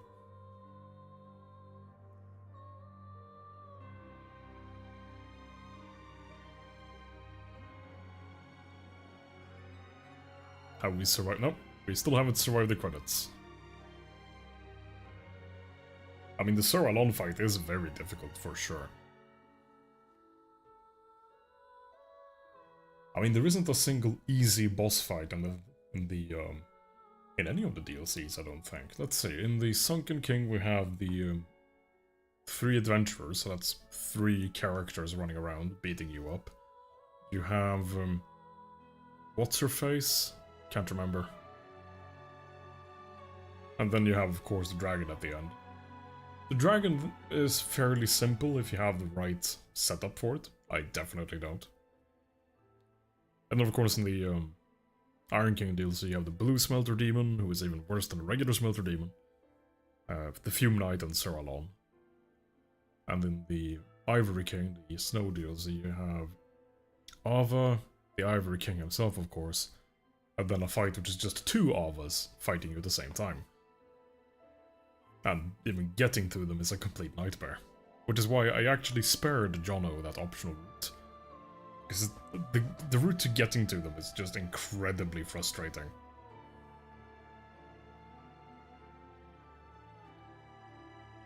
Okay. It's one of those things where if people ask for it, I'll do it after we beat up the Ivory King. And if people don't ask for it, I might just show it just to illustrate how annoying it is to get to. Or, more realistically, when this character is done, I'll just park him, so he can stand and be proud of the fact of his achievement, the Bellbro.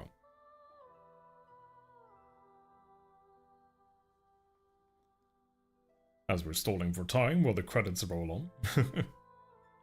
I mean, don't get me wrong, of course every person who works on a game or anything else needs to be credited for their work, which is great to see. I mean, some games, I'm not familiar with any recently high-profile examples, or any recent high-profile examples. But you would sometimes have issues where games wouldn't credit their QA testers, they wouldn't credit people doing localization, which is of course complete bullshit, right? So...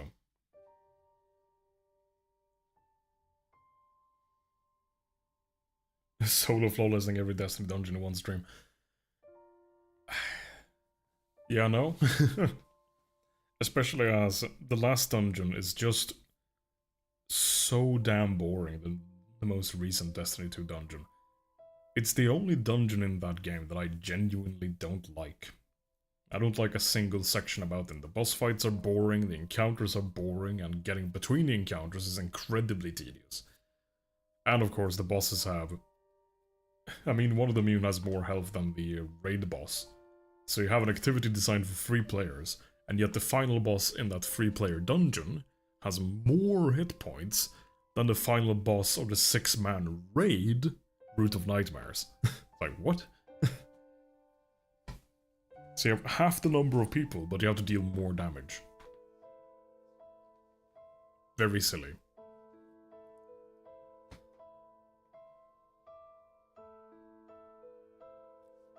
I mean, I might try and do another Dungeoneering marathon stream, but I mean, I already did one of those where we did most of them flawless in one stream. We didn't succeed with Duality, I remember that we'd failed that one, but we did certainly beat most dungeons in one stream. Yeah, I mean, at some point we might do another Dungeoneering marathon and just try and get solo flawless on as many of them as we can in one go. But no promises on that front. Because of course streaming for 6, 7, 8 hours is quite tiring for someone who isn't used to streaming.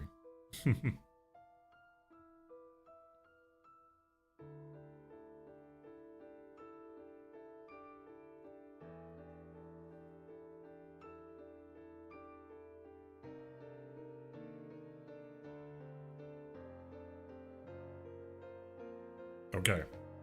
Are we free of the credits? Not quite.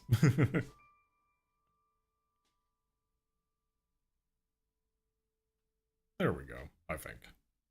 And then more credits. Okay, there we go. We are, at last, free. We shall celebrate by curing the curse that Nashandra inflicted us with.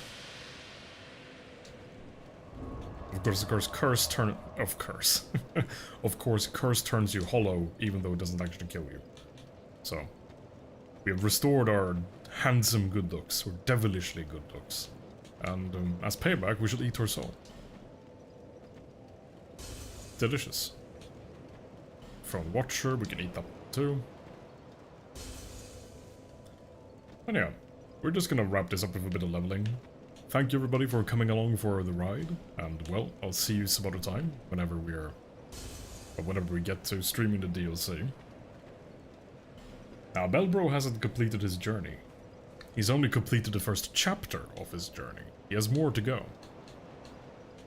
More punches to deliver. Because of course we haven't done the DLC yet.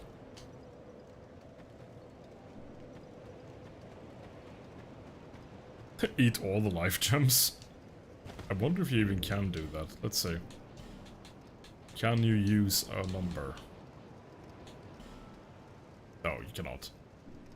So with certain items, like stacked souls, you can use multiple of them at the same time, but clearly not the life gems. I'm not going to be eating the life gems, because then we have to, well, do this 26 more times, and change. Not exactly riveting footage. So this is where we shall wrap up. Oh, hang on, let's end this chapter of his journey where it started. Which was, of course, right up here. Anyway, thank you all for tuning in, thank you for your company and for your chat.